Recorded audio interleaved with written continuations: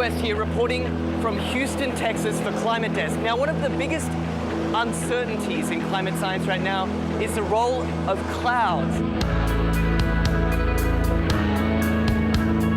What better way to work that part out than flying right through them? That's what NASA scientists aboard this airplane think. Welcome to NASA's biggest airborne laboratory. You're coming with us today on an 8-hour NASA flight mission. When you read these big IPCC climate assessments, what's the biggest uncertainty? There's two, right? The role of aerosols and clouds. Clouds is probably bigger than aerosols. That is a piece of a puzzle that right now we are missing. You can't get the models right if you don't understand the chemistry and the process. Now we're being told we've got to get on. The doors are about to shut, so let's go aboard.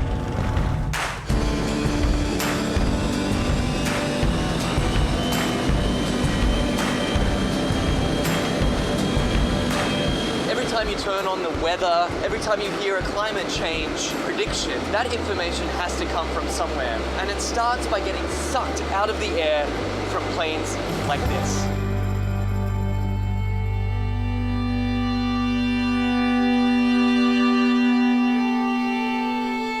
So this mission is to particularly try to understand the emissions from the surface, so mostly biogenic emissions, so from trees and other plants.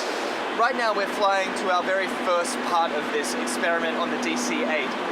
Over Arkansas, there's a particularly pungent bouquet of emissions that scientists are interested in measuring. Well, these emissions lead to both aerosols and to molecules that both destroy and create ozone. So these are very important things to understand for climate studies. How it will manifest itself, it will be in more accurate and more reliable predictions. So what we're doing is taking a series of flyovers, each at a different level of the atmosphere, scooping up those emissions, testing them, and hopefully scientists are going to see exactly what's in this column of air all the way up. The data that we collect in one flight can keep busy 60 scientists and students for 3 years, 4 years. We're still studying data from data collected 20 years ago. In fact, this particular mission today is its most heavily equipped in its nearly 30 years of service. Each one of these consoles here is a specially equipped scientific instrument designed to collect all sorts of different data in real time. And this instrument here tracks the sun. We're looking at mist chambers. They're used to strip soluble gases. This black line is the CO2. It's about 390 ppm right now. We're putting these filters in the bags that we've got the aerosols that we trapped out of a certain amount of air. And so we're sampling up here about 150 liters a minute. That ultimately flows back into the operational models. It flows back into what goes on TV every day. Anyway, I got to get this sample going. You do it. It's a busy man at work. We can't let him rest. Well, get this. We've just spent 2 hours crisscrossing this one cloud formation. In, back out again, back in again. Then they grow, and we track them as long as we can, and then we let it go. Even one cloud can hold a host of answers to the mysteries of climate change. The patterns of, where the clouds are, what type of clouds we see, what kind of weather systems they're associated with it, that'll all be shifting in a shifting climate, in a world with climate change. Then the big spark is this, is when we actually get the meat on the grill. And then it will be some time to process it.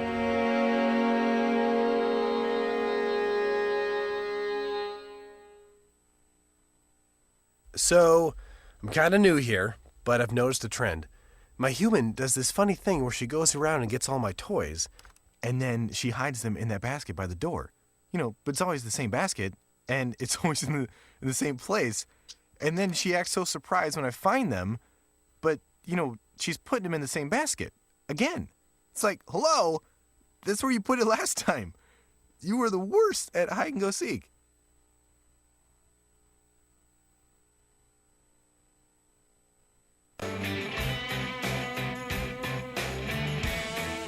Hey, friends and neighbors, what do you say? It is Thursday, May 7th. How about it?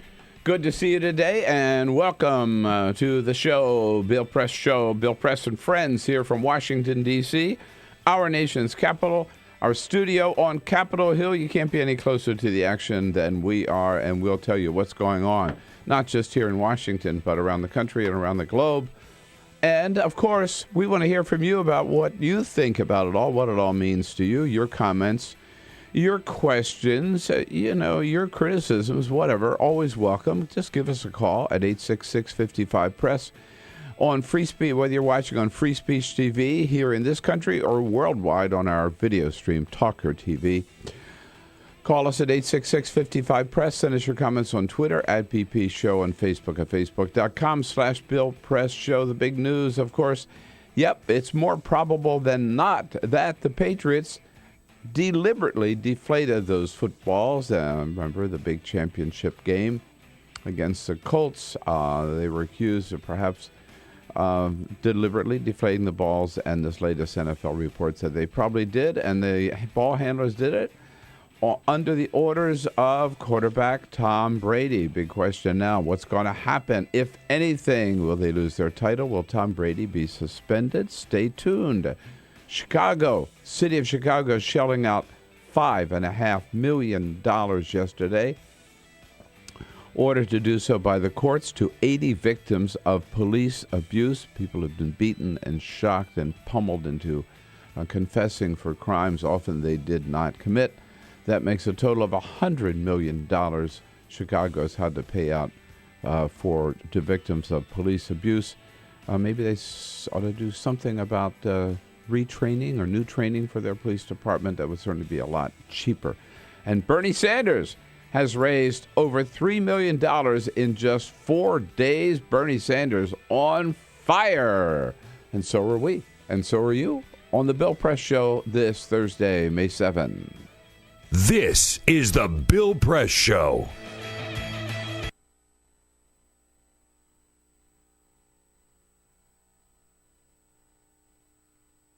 We came here to Foster City, where we're going to watch UC Berkeley, a University of California SWAT team, do a hostage rescue scenario.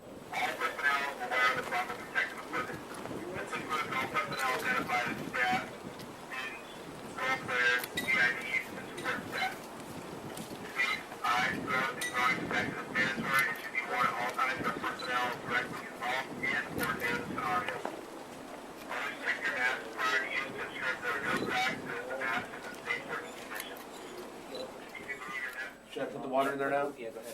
This is like some kind of chemical agent? Yeah. Copy, we're ready.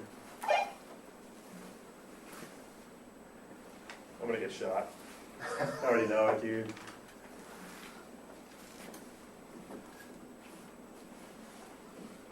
Fiend's yelling at me.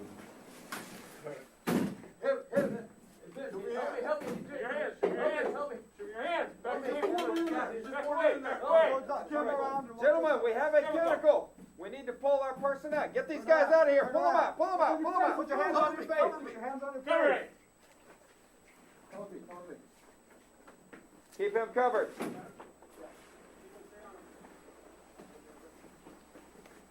Your head up. He's got a shotgun back there. That's all right. Keep his hands up where we can. Hands on your face. Hands on your face. On your face. Someone cover me. I got a holster up, bro. Okay, pull him around the corner. Pick him up. Get him out of the building. Quickly. We've got this.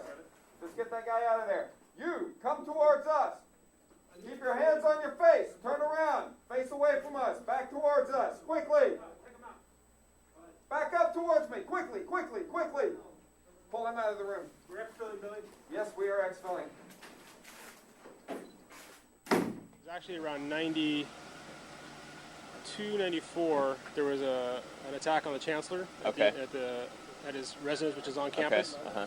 And we realized at the time that we didn't have any resources to deal with that kind of threat when it took place. Okay. So, and I think about 15 years before, they had some kind of semblance of a SWAT team. Uh-huh. So they regenerated the idea of I see. activating a SWAT team. And then since then, you guys have kind of branched out to doing what kind of stuff? Well, since then, we train for everything. We train for every eventuality, barricaded subjects. like I said, most of what we do is high-risk warrants. Okay. And it's something like it could be like a mugging kind of thing, just like on the street. Depends. I mean, a mugging, but if it's armed, particularly. Right, an armed mugging. Yeah. Right. Okay. Exactly. Okay. And then obviously we're looking for training for anything else. Yeah. That we might be faced with, and that's what's great about Urban Shield is we couldn't duplicate this on our own.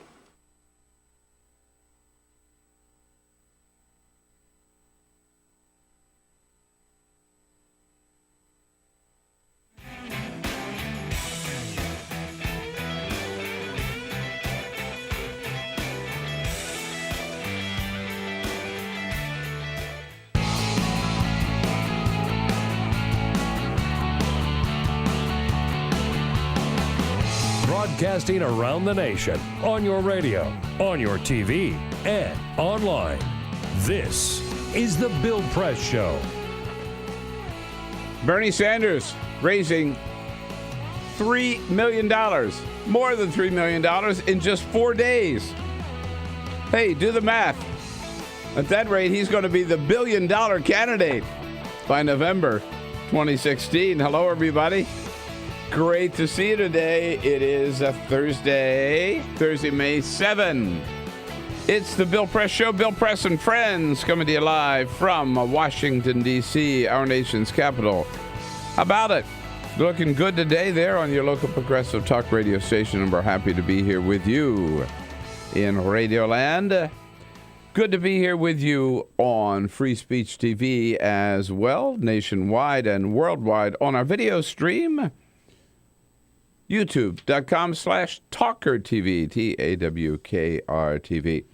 Thanks for joining us. And remember, that's just half of your job. The other half of your job is to let us hear from you, what you think about what's going on the issues of the day, the news of the day. And you can do so by giving us a shout out on the phone at 866-55-PRESS.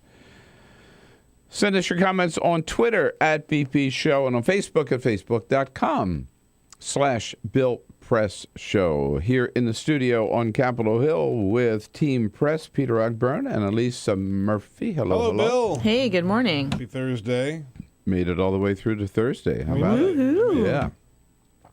Jamie Benson's got the phones covered. He's ready to hear from you at 866-55-PRESS. Again, we urge you to call as often as you can, just to keep Jamie awake on the phone, so we don't want him to fall asleep at the switchboard.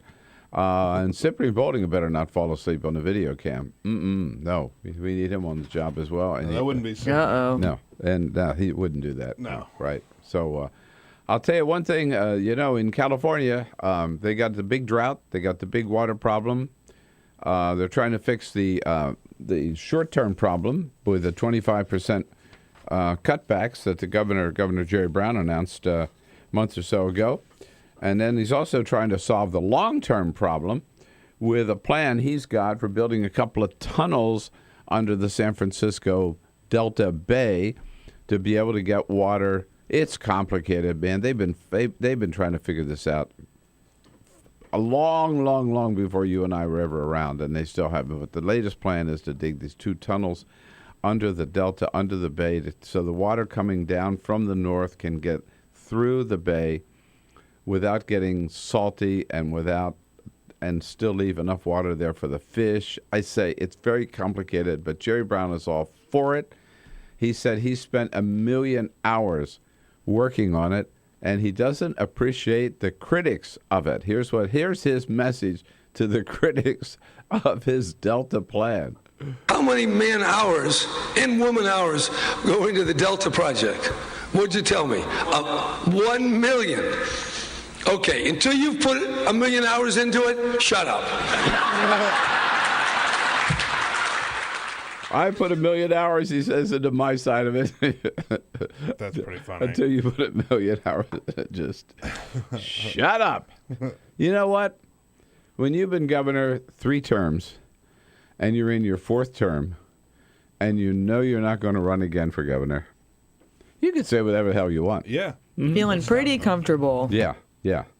So just shut up. All right. Here we go. Susan Paige joins us from USA Today a little bit later in this hour. We're also going to talk to John Allen now with Vox.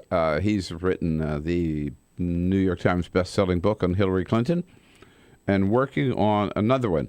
And we're going to find out all about bitters in your cocktail. Can't wait for that on this Thursday. But first, Peter. This is the Full Court Press. Just a couple of other stories making news. Remember when we used to talk about Deflategate? It is back. Yes. And in a big way, the NFL appointed attorney produced their investigative report yesterday afternoon on Deflategate. It was 243 pages of the report that showed that, quote, it is more probable than not, end quote, that the Patriots locker room attendant Jim McNally stuck a needle in 13 footballs to let air out of them and thus breaking NFL. It's an interesting phrase, more probable than not. Yeah, right? Yeah. They don't say they did it. They didn't say they did. Well, this is one of the issues with this report, right, is it certainly implicates Tom Brady, but they don't have any hard evidence that points to Tom Except Brady the emails. knowing about this. Right. Yeah, the But emails. again, they are a little...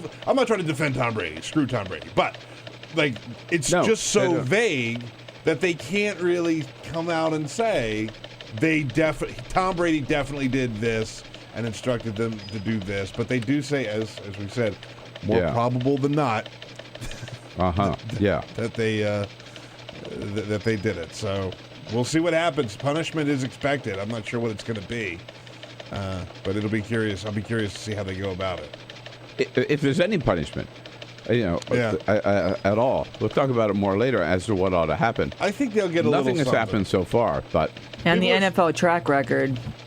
yeah, exactly. But people are saying Tom Brady could get suspended for a couple of games. There's certainly probably going to be a fine involved.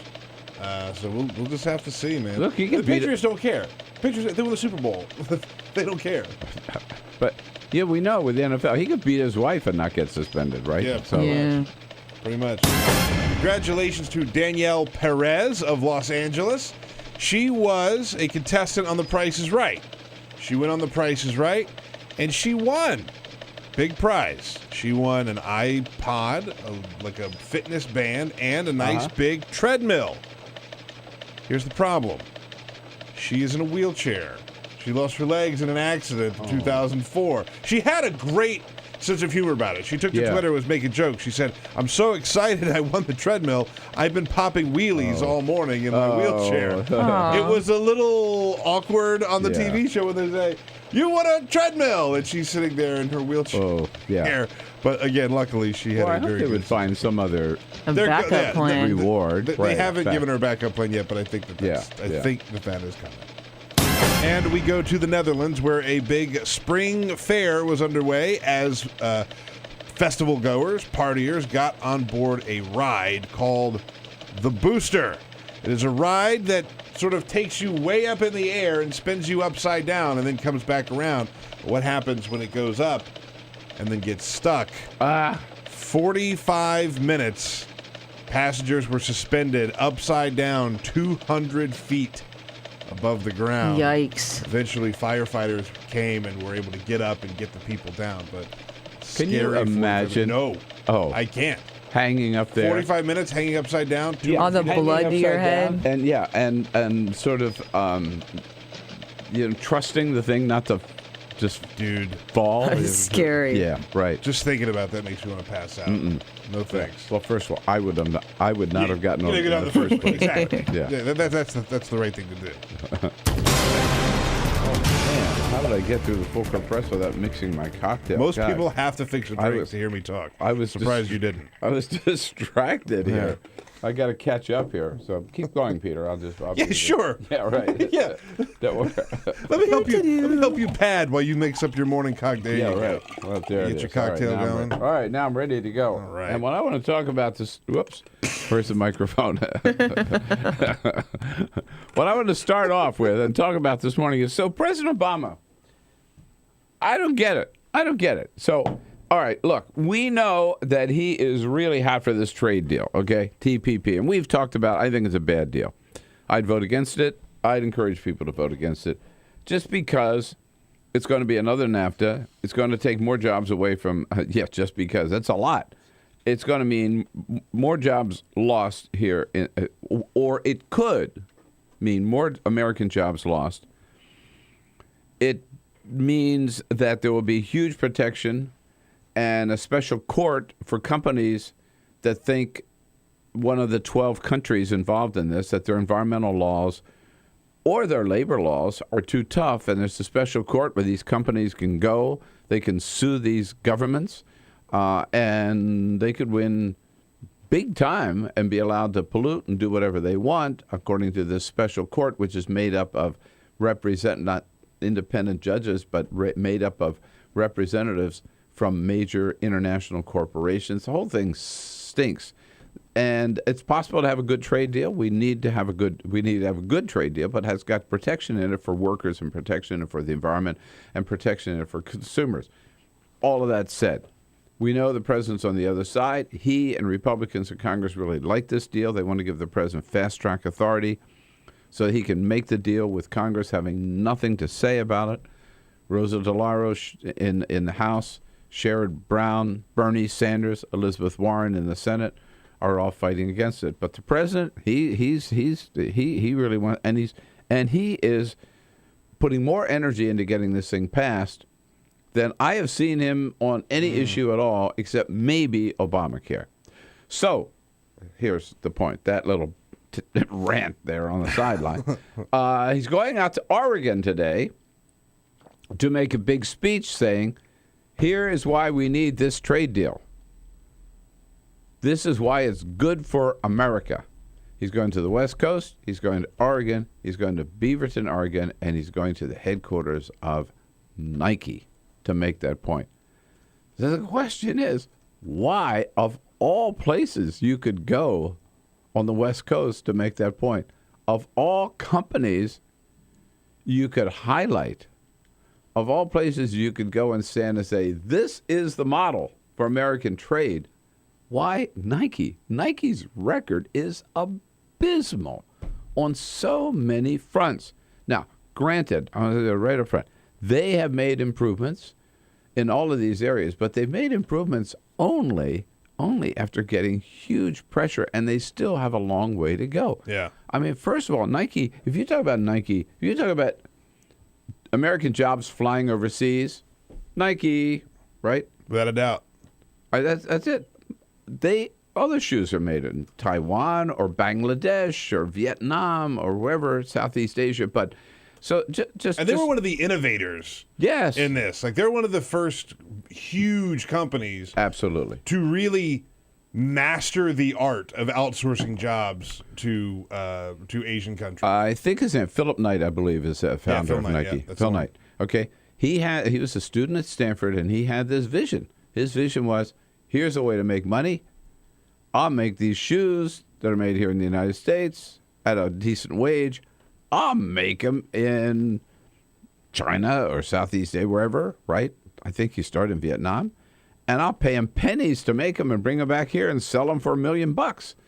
So just think of this number. Now, this is not all Nike. But in 1964, when he founded Nike, 4% of American footwear was imported. Today, 98% of American 98% of American footwear is imported. Okay, again, that's not all Nike, but he's the one. He started, and Nike, I'll bet today is 100% imported. I'm not sure, but I don't think they have any manufacturing plants in this country. Now, on top of that, they've been notoriously bad on worker safety. I mean, these workers they had were working over there in sweatshops, and some of them still are. They farm the stuff, a lot of it out there, not maybe their plants, but they subcontract, right? And they don't require their subcontractors to have decent working conditions. There are fire hazards, there's sweatshop conditions, child labor.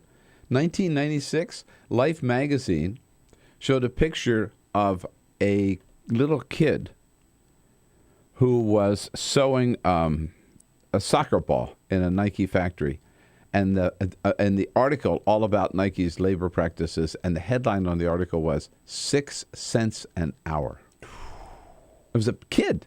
Wow. 6 cents an hour. Now, since that time, they have raised their standard to, you have to be, I think it's 18, to work in their footwear factories, or 16 to work in their apparel factories. Before that, they had little kids working there for pennies. And then, and that's the other thing. So you got sweatshop conditions, you've got unsafe working conditions, you got child labor, and again, for years, they didn't pay anything close to a minimum wage. And even today, in some countries where they have adopted a minimum wage, there are factories making Nike products which don't pay the minimum wage because Nike has not forced those factories to comply with the government's rules. So it just seems to me that, Mr. President, remember the people we had in here one day from New Balance? Yeah. They're up in Maine. They make great shoes. I've got a pair of their sneakers. That's what that I wear. They're an American firm making American products in America with American workers and paying a living wage, right? What's wrong with that? Why not go to New Balance up in Maine? Why go to Nike? This question was raised yesterday at the briefing, Josh Earnest, by a couple of reporters, and Josh just said, you wait until Friday when he gives that speech. Then you'll find out why we're at Nike. Yeah. I would say they shouldn't have gone there he shouldn't be going there in the first place. They're a lot better. If he wants to make the case for trade, as bad as it is, find a better place to make it. What do you think? 866-55-PRESS. Let's talk about Nike here this Thursday on the Bill Press Show.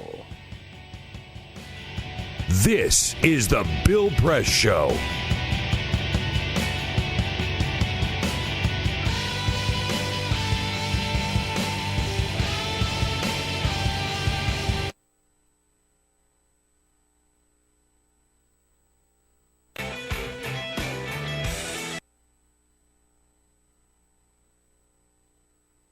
Silicon Valley's Santa Clara County is often portrayed as a role model for the rest of the country. The county has some of the highest salaries and most expensive real estate in America, thanks in large part to the phenomenal success of tech companies such as Google, Yahoo, Intel, Adobe, and of course Apple, the nation's wealthiest and most profitable company. But Santa Clara County also has a more unseemly distinction. I'm standing near downtown San Jose, inside what is by some accounts the largest homeless encampment in America. The Jungle, as it's known, occupies a 65-acre stretch of creek where about 300 people live in makeshift structures. It's less of a homeless encampment than a full-blown shantytown.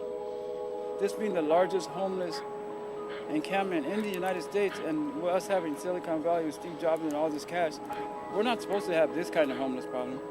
You know what I mean? I done been shot with a pellet gun like 4 times, attacked with baseball bats, my house set on fire. This is like hell on earth. I mean, this is like something you will not see. You have to see to believe, actually. It's like fourth world conditions.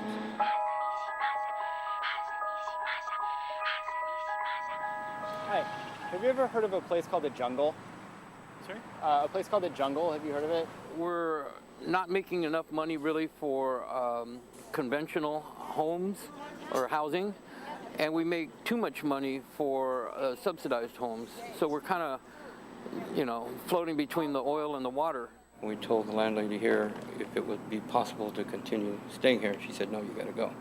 I already rented it out. We went and loaded things into a storage facility, and it's still there. And all the campgrounds and things that we saw were too far out of the city, like KOAs and that sort of thing. So what we decided to do was to move into the jungle. So that's what we did. A few days ago, a woman named Lydia Hernandez was robbed inside of her tent. When she refused to hand over the money, the robbers slit her throat. When she still fought back, they bashed her head with an axe. She died a few hours later. Residents say that the police never come into the jungle, so they have to fend for themselves. There's no law down there except our own, right? There's no law. So we could smoke dope all day in the open. the dope dealers ain't scared because they're secure. We go to the Fairmont Hotel and have a brunch or do a philanthropy. That's not going to cut it. We need billions of dollars to go into the inner cities and go into the jungle. Silicon Valley, the Bay Area is known for its innovation, its progressive thinking. It's one of the most progressive pockets in the United States, if not the world, and certainly one of the wealthiest. If we can't do it here, it won't happen anywhere. It's got to happen here.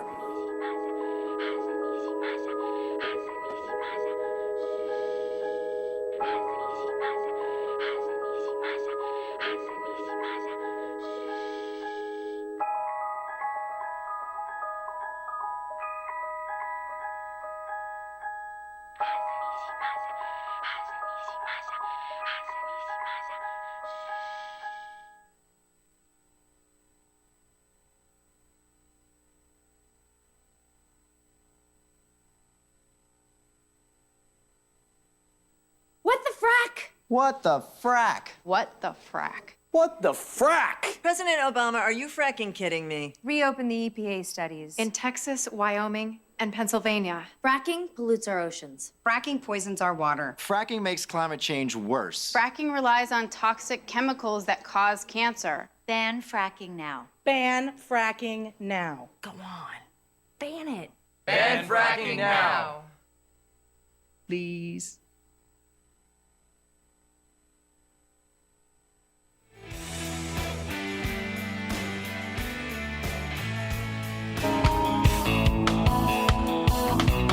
This is the Bill Press Show. 26 minutes after the hour. We're talking about Nike and the fact the president is going there. Going to Oregon today, does a fundraiser for the DNC tonight. Tomorrow morning, he gives this speech at Nike. Of all places, there's so many other great American companies. Go to, Costco, right? Sure. Go to New Balance. Cyprian's wearing his New Balance shoes this morning. Cyprian. Right. Walking the walk. But this continues. I'm just reading a story that just came out about in Indonesia. In Indonesia, this Nike contractor over there hired high-ranking Indonesian military officers to come into the plant and force workers to sign a petition agreeing that they would work for less than the country's minimum wage, which had just gone up. Wow. Yeah, I mean, that kind of intimidation. And what has Nike done about it? What's the president going to say about that? Jesse's calling from down in Miami. Jesse, what do you say? Good morning. Hey, good morning, Bill and crew. Hey, I think Obama's in a tough place. He has to go to Nike because it's a globalized company. And if they was to start saying, if you don't want to do business with us, we could start trading in Chinese dollars. So, I mean, it's not about the jobs. It's about the power of the dollar. So what can he do? I mean, I think it's going to really have to get heavy about who controls our politics, the economy or the people. Well, no, you're right. I mean, and the president makes that point that if we don't do this, if we're not the leaders on this trade deal, I've heard him make that argument several times at the White House. Then he says, then China will be the leader. But okay, that's a valid point, right? But still, we got to stand for something, and we got to stand for keeping the jobs here. We got to stand for having safe working conditions for American workers, and we got to stand for a living wage. And not recognize these sweatshops. This is the Bill Press Show. Officer, were you the one who arrested me? Gonna shake my hand?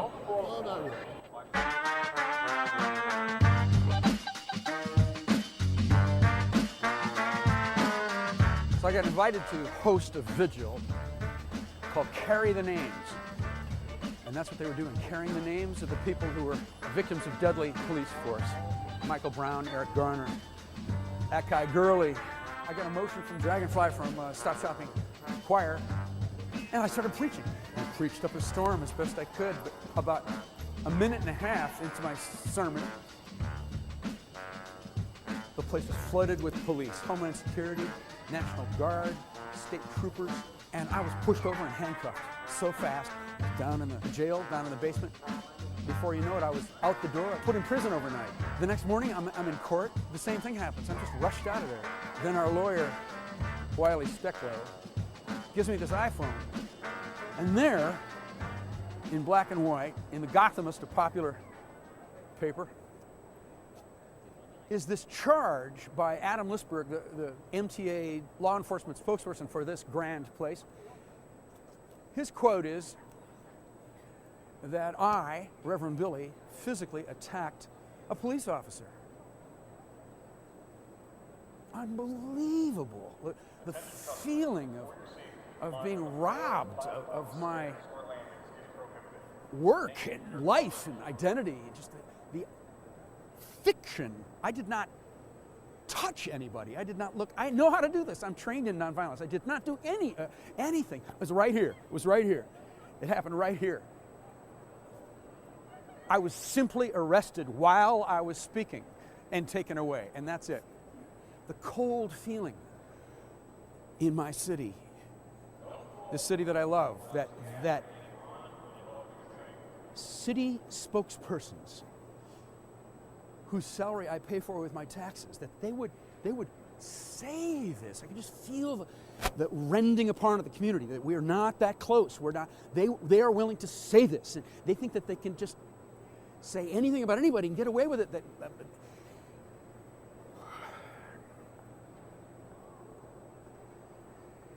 So we have something in the Church of Stop Shopping called radical forgiveness. Amen? Cops and bankers love their children. I forgive the police. We gotta love them too. Cops and bankers love their mothers. But I'll stay radical. Mothers love their brothers. We gotta love them too. But we'll wake up every morning forgiving each other, reaching out, touching, telling stories, having humor, being in a community together, sharing our children, sharing the streets, sharing the climate, being in the city together.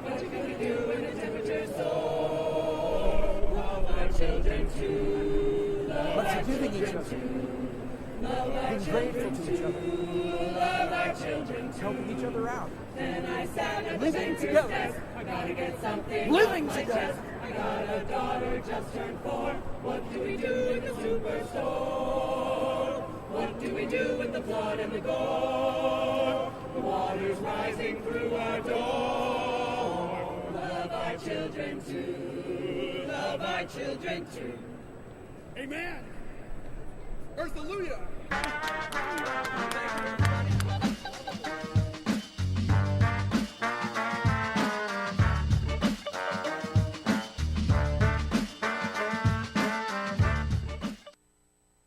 The average text takes your eyes off the road for nearly 5 seconds. At highway speeds, that's enough time to travel the length of a football field. Stop the texts, stop the wrecks.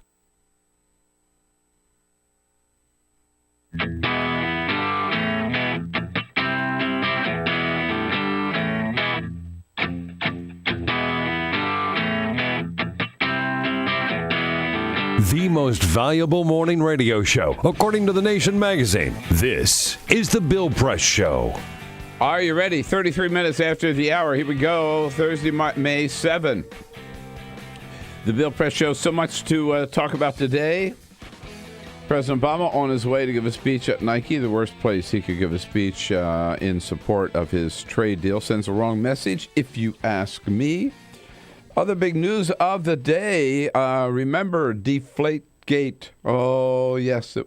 Deflategate. It was a big Deflategate, right? It was a big thing a few months ago. Then we sort of forgot all about it. But boy, it is back in the news after yesterday. The NFL, they did their little investigation of that, finally. Attorney Ted Wells is the one who was named to look into it. He issued a 243-page report. The conclusion of which is that, yeah, they probably did it. The word more probable than not. Yeah, the word is more probable than not. Okay, dude. And Wells comes to that conclusion based on looking over the emails between particularly two guys, the locker room attendant Jim McNally and the equipment assistant John Jastremski, I guess. Close enough. Jastremski apparently, according to the report, told McNally that Tom Brady, he wanted a little less air in those footballs. And according to the report, again, McNally takes the the 13 footballs from the locker room into the bathroom, and is in there long enough. 100 seconds. 100 seconds is in there long enough to have deflated all of those balls. Now, we remember way back, January 23rd, this was the game against the Colts where they ended up absolutely murdering the Colts, 45-7. Yeah. But Brady at the time, right afterwards, says, "Man, I didn't know nothing." Everyone's obviously trying to figure out what happened. I think that's the main thing over the last couple of days. It's trying to figure out what happened. Like I said, I was as surprised as anybody when I heard Monday morning what was happening. Mm-hmm. I didn't know nothing, and I didn't do nothing. I didn't, have any. I didn't alter the ball in any way. I gotta tell you, man, he ought to be a politician. He's good. He could just lie through his teeth. He stood up there. He looked good. He had that little knit cap on and everything. And the report says that all of those statements are implausible. That's the word they use. It doesn't say big fat lie, liar, liar, pants on fire, implausible. So the question now, I'd love to hear from you on this. What do you think? Well, I guess it's two questions. What do you think ought to happen? And what do you think will happen? Yeah. Now, the answer to those questions is probably radically different. But it was all the talk on ESPN, of course, of yesterday, as you would expect. Dom Graziano talks about what the evidence showed. There's a mountain of circumstantial evidence, and it's in text messages between Tom Brady and the people who were in charge of handling the game balls on game day. And it's clear, it paints a clear picture that Brady is involved at a very, very intricate level on what pressure these game balls are inflated to and the procedure for doing it. And McNally, in his emails, is say, okay, man, I'll do this, but you got to give me some signed balls, right? You got to give me some pre-tick. All this stuff he's asking, man. It's a little quid pro quo in there. These equipment managers, the text messages between this equipment manager and one of the other guys that works on the equipment team are amazing because he clearly has a problem with Tom Brady. Yeah, I was going to say, not a big fan of Tom Brady. He doesn't like, I can't figure out, maybe he doesn't like the position that Brady has put him in with having to figure out this football inflation thing, but he doesn't like Tom Brady. Mm-hmm. And so it's a really interesting case because they don't necessarily have a smoking gun that points directly to Brady because all the stuff that they have on him is circumstantial.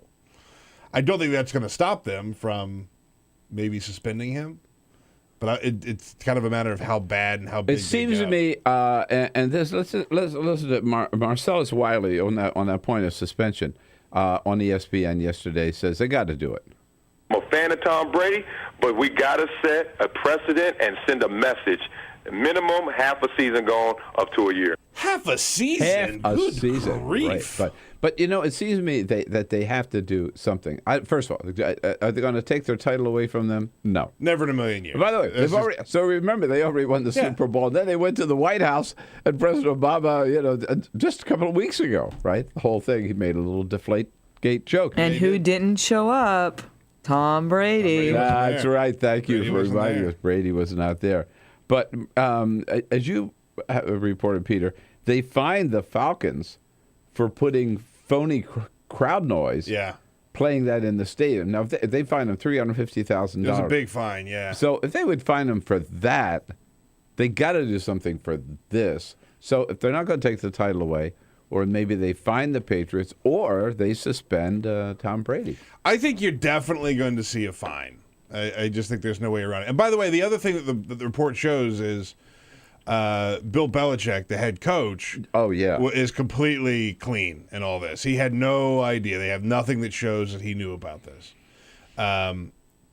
which is different from previous scandals that the Patriots have found themselves in. Yes. But I think that you're definitely going to see a fine, and you'll probably see a short suspension for Brady, a couple games, maybe 2 games. I don't know.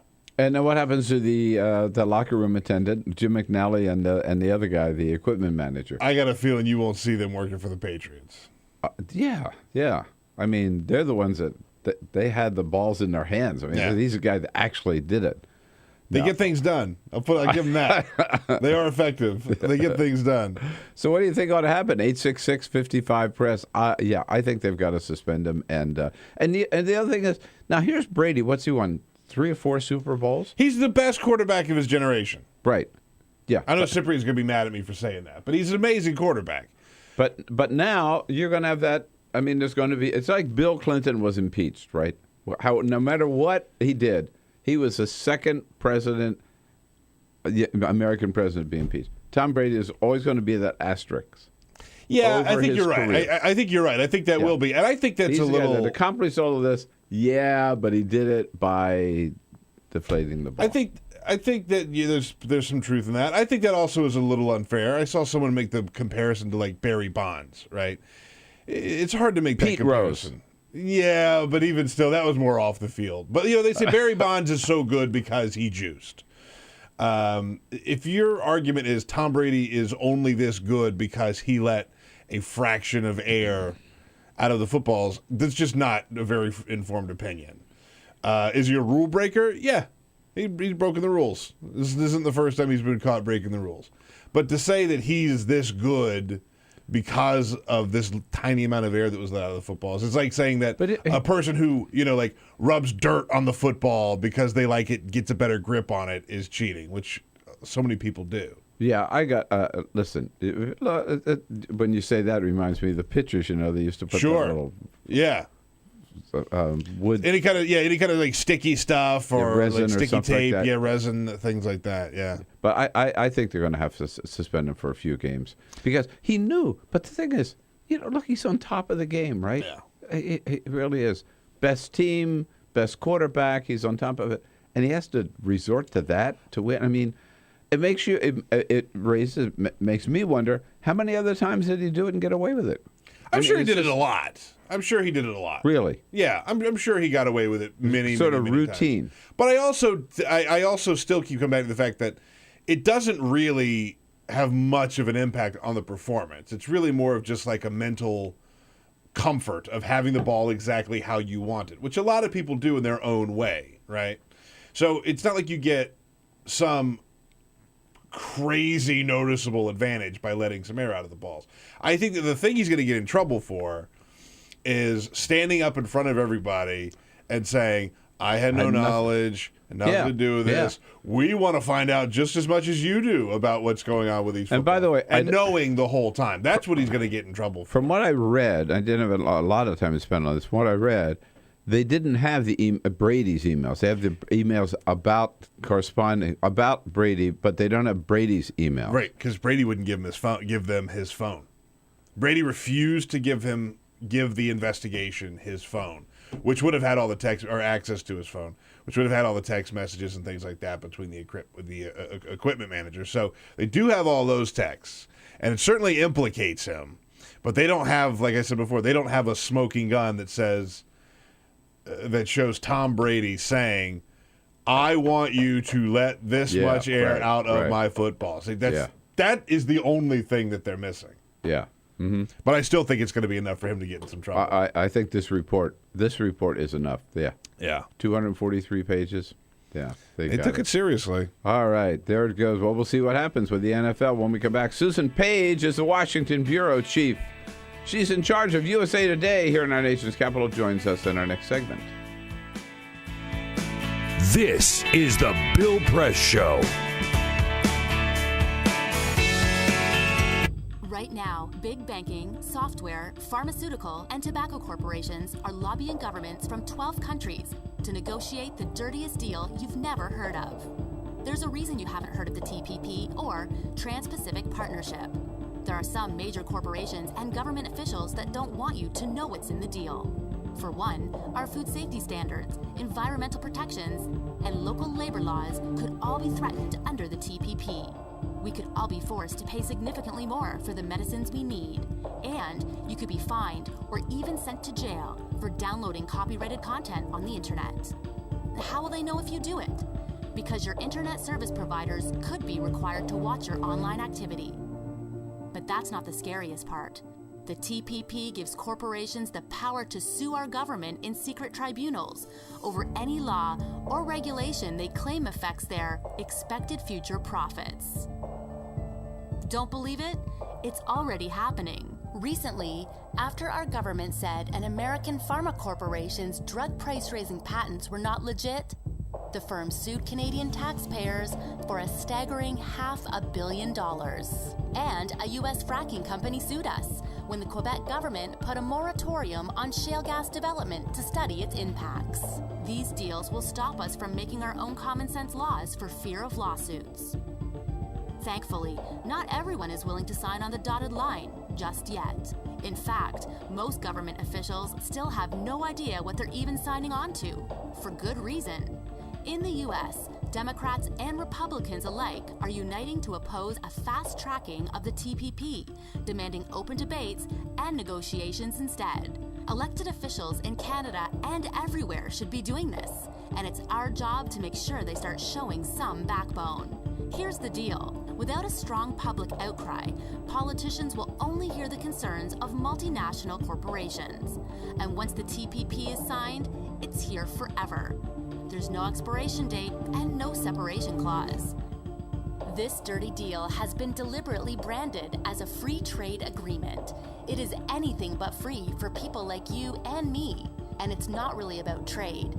It could cost us our internet freedom, labor rights, access to affordable medicine, the safety of our food, and protections that keep our water and air clean. Nobody wants to be struck with a backroom deal we don't want and never voted for. Find out more, speak up, and spread the word.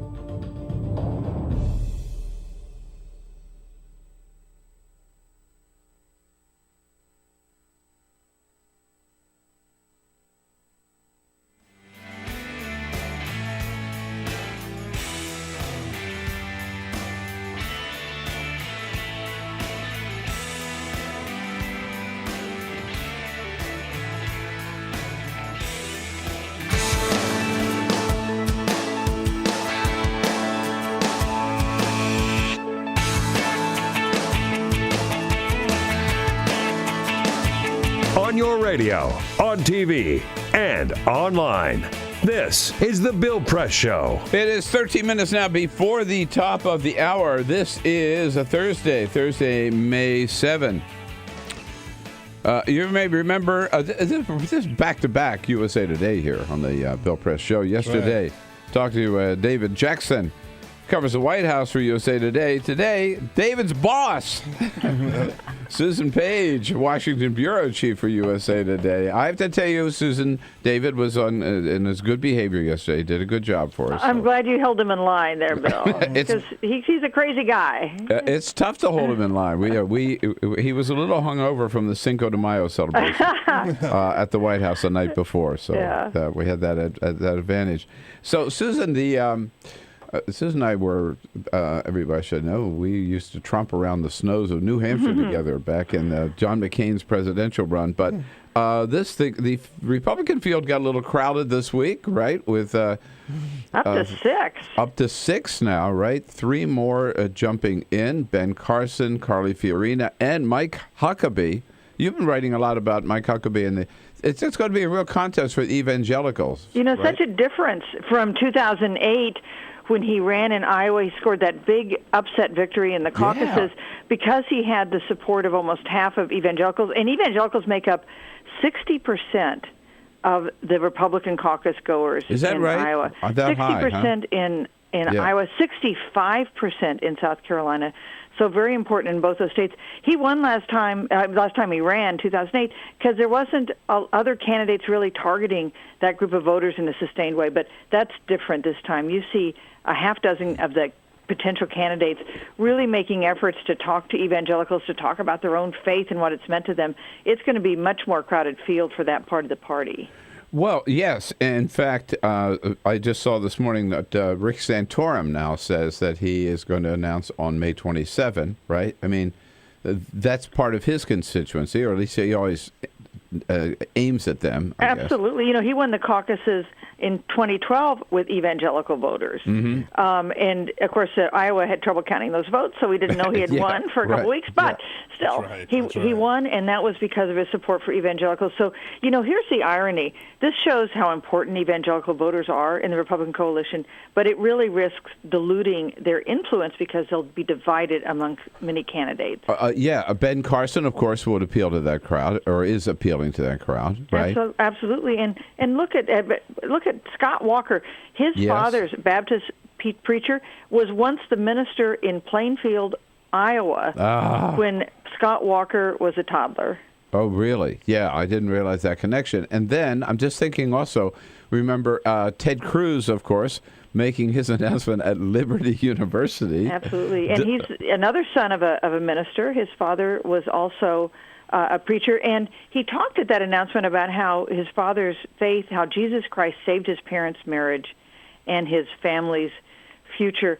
Even Carly Fiorina, you don't really think of her as an evangelical type candidate, but in her book, she talks about, her book which came out yesterday, she talks about it was only her faith in Jesus that let her survive and recover after her stepdaughter died from a drug overdose. So you really see a lot of candidates talking very openly about their faith in a way in which we haven't seen before. To what extent putting that focus early on in these first couple of the caucus and primary states, is that going to impact their ability to carry the general or to win the nomination? You certainly don't see Jeb Bush, not that he's hostile to faith, but Jeb Bush or maybe Marco Rubio. I don't know where Rubio is, but this is such an interesting question, Bill, and I don't know if you saw a little item in the New York Times CBS poll that came out this week about would you be comfortable with various sorts of people as president? And the percentage of Americans who are comfortable with a gay president is higher than the percentage who say they would be comfortable with an evangelical president. And that tells you, no, I didn't see that. That tells you something about the rising acceptance of gay men and lesbians. It also tells you something about the qualms that some non-evangelicals would have about having an evangelical president, because while evangelicals are important in the Republican coalition, they make up about just under 1 in 4 voters in the general election. So I was surprised to see people saying they'd be uncomfortable with an evangelical president, but it shows you that it's a big asset in a Republican primary, perhaps not so much in a general election. Right. That is stunning, because it shows really, I think, the diminishing influence of the evangelical in national politics, right? I mean, I don't know what Ralph Reed thought about that, but... And, when you say evangelicals, to some people that may conjure up televangelists who have been involved in various scandals, and that's probably not a fair portrayal of the evangelical community, but that may be one reason why you see that poll finding. It could be. Now, I do have to ask you, on the Democratic side, Bernie Sanders jumped in. Everybody says, he doesn't have a chance. He's a real long shot. And clearly, he is a long shot, and it is an uphill thing. But the fact he raised $3 million in the first 4 days. Pretty good pace. That's not bad. I think he's an unlikely nominee. I think that's hard to envision a path to get him there. But that doesn't mean he's not going to be part of the debate. And Democrats now say they're going to have 6 debates, and that will be a real forum for Bernie Sanders and whoever else jumps in against Hillary Clinton. Let me tell you, that is going to be a show worth watching. Yeah, absolutely. Yeah. Because Bernie has nothing to lose, right? Why hold back? Well, and he's just saying what he believes, which is what's so appealing about him, right? Yeah. Why won't Elizabeth Warren run? Well, you should ask her. You're pals with her, right? I look forward to asking her. She's saying all the right thing, and we saw this week she even met with some of the draft Warren people privately. We didn't even know about that. But well, I think she wants to be influential. I think she's got strong views and things she holds dear, and I think she may be using the interest in herself as a national candidate to kind of leverage her influence in other ways. But really, you should ask her why she's not running. Okay. We're out of time. Too bad, because I want to ask you about President Lindsey Graham. You're interviewing him today, but we'll catch up with you next week on that one. Sounds good, Bill. All right. Thanks so much, Susan. Have a great weekend. You too. Susan Paige, usatoday.com. This is the Bill Press Show. Before now, it's been difficult for criminals like us to know which states have loose gun laws. How would a criminal like me know which states permit me to carry loaded guns in their amusement parks, golf courses, or beaches? I have some violent friends. We all wear leather jackets and scream at women. And we want to find out which states we can buy and sell guns easily. CrimAdvisor.com.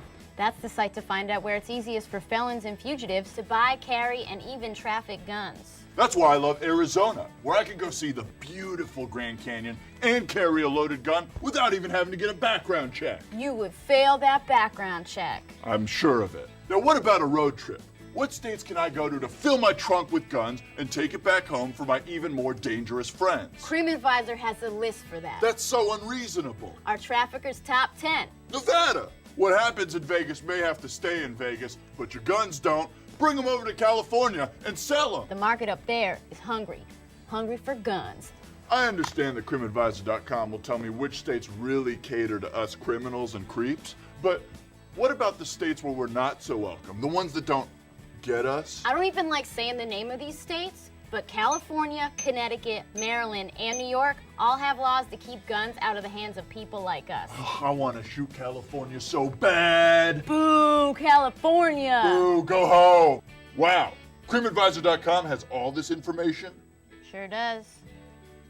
CrimAdvisor.com. Plan your perfect getaway. Oh, like TripAdvisor. Oh.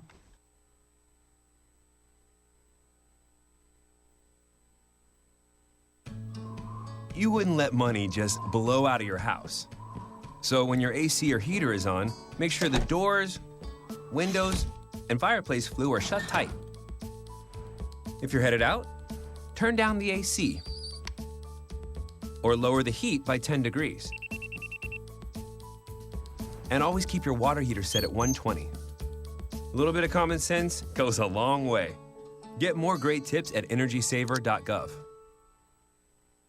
So, I'm kind of new here, but I've noticed a trend. My human does this funny thing where she goes around and gets all my toys, and then she hides them in that basket by the door. You know, but it's always the same basket, and it's always in the same place. And then she acts so surprised when I find them, but, you know, she's putting them in the same basket. Again. It's like, hello, that's where you put it last time. You were the worst at hide and go seek.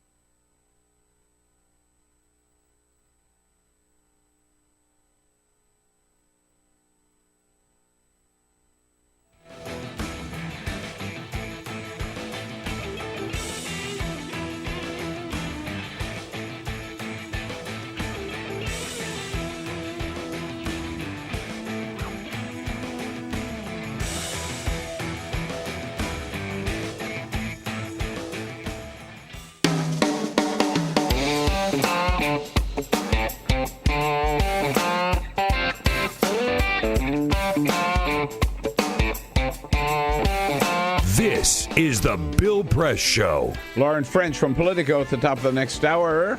Peter. More good news on the marijuana front, Bill. We go to Austin, Texas, where a proposal seeking full legislation of marijuana on religious grounds has cleared through the Texas House. So they're one step closer. Not a done deal yet, but they're moving towards full legalization in Texas. Of medical? Of marijuana. Oh, not whoa. just medical. Recreational of even. Marijuana. In Texas? Texas, of all places. Well, man, I got to tell you. Whoa. What does Rick Perry think about this? And Greg Abbott, they going to let this happen? They say they're doing this on religious grounds, so which is a new way to get it done. They're getting it done. Yeah, I'm telling you. This I love it. is the Bill Press Show.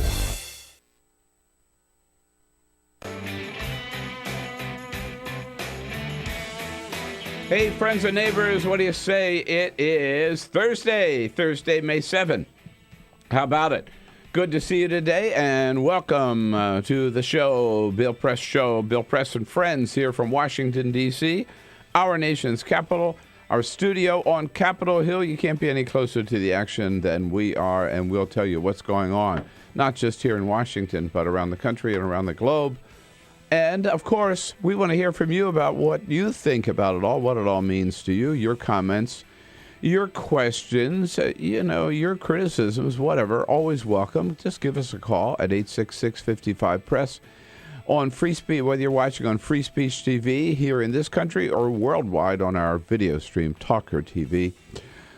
Call us at 866-55-PRESS. Send us your comments on Twitter, at BP Show, on Facebook at facebook.com/BillPressShow. The big news, of course, it's more probable than not that the Patriots deliberately deflated those footballs. Remember the big championship game against the Colts? They were accused of perhaps deliberately deflating the balls, and this latest NFL report said they probably did, and the ball handlers did it under the orders of quarterback Tom Brady. Big question now, what's going to happen, if anything? Will they lose their title? Will Tom Brady be suspended? Stay tuned. Chicago, city of Chicago, shelling out $5.5 million yesterday, ordered to do so by the courts to 80 victims of police abuse. People have been beaten and shocked and pummeled into confessing for crimes often they did not commit.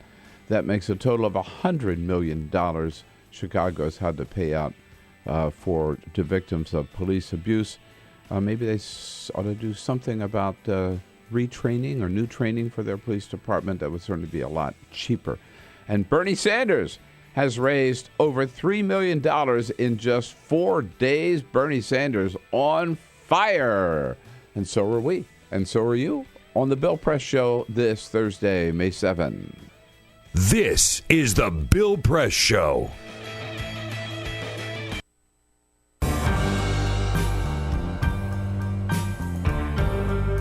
I'm a Piston fan. Their slogan was, "We come to work." That's what Detroit about. That's why they used it. It's a team thing. They won 2 championships, a team. There was no star. No mayor can come in here and be a star. It's a team thing. No governors can come here and think you can do it by yourself. It's a team thing. You got communities. They got ideas, too.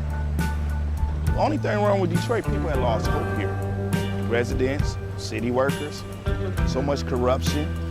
They lose hope. But I grew up here. I love this city. I think it can come back.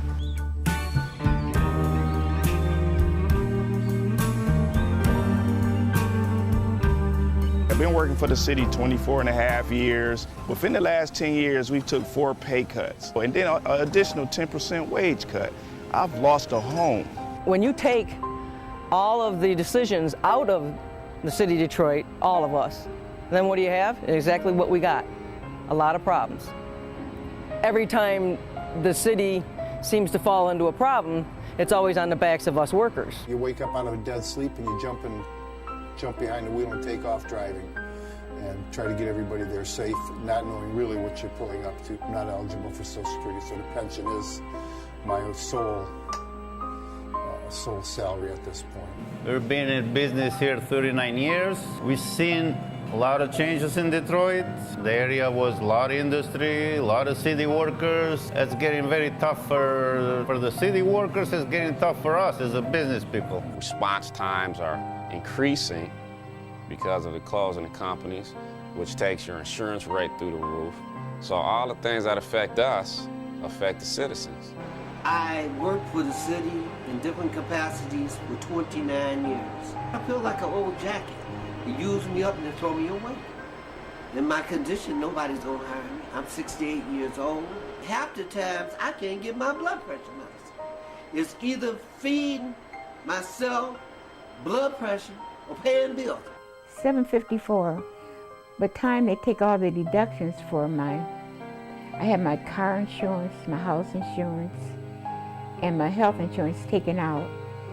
So the time they take all that, I'll get about $300 after they take all that out. I don't understand it. I can't see how the governor is allowing this to happen and what they're doing and they want to blame it all on the seniors. Not only the seniors, but the city workers. And we worked hard. I know I worked hard. I've been in Detroit since 1946. I was 14 years old when I came in. I don't live large at all. I wish I could. I haven't opened the last time I've been shopping.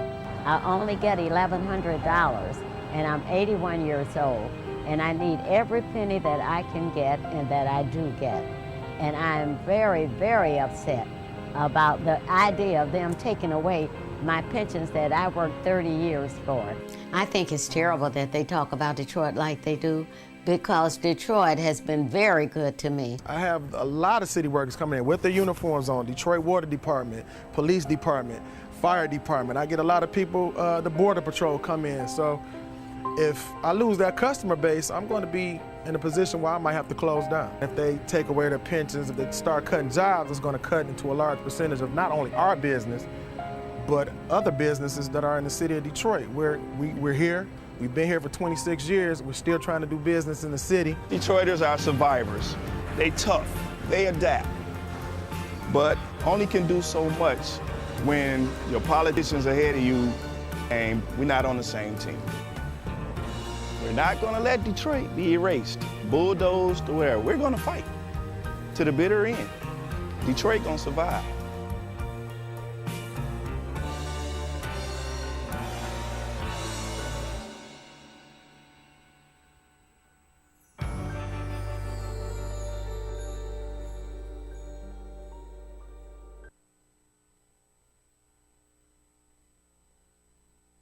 The average text takes your eyes off the road for nearly 5 seconds. At highway speeds, that's enough time to travel the length of a football field.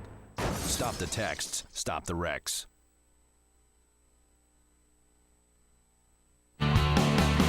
Broadcasting around the nation, on your radio, on your TV, and online. This is The Bill Press Show.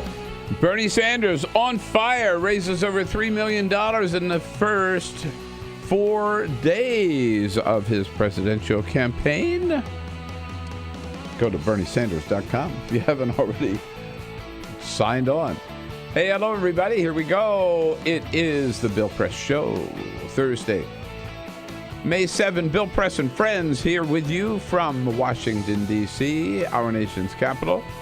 Coming to you live wherever you happen to be in this great land of ours. We're there with you, bringing you the news of the day, such as it is from Washington, with a house out of town, not a lot going on. Bringing you the news around the country and around the globe as well. President Obama hopping on Air Force One today about 3:15 this afternoon, leaves the White House, heading for the West Coast as a fundraiser in the Portland area tonight, Portland, Oregon, and then a big speech tomorrow at on this trade deal.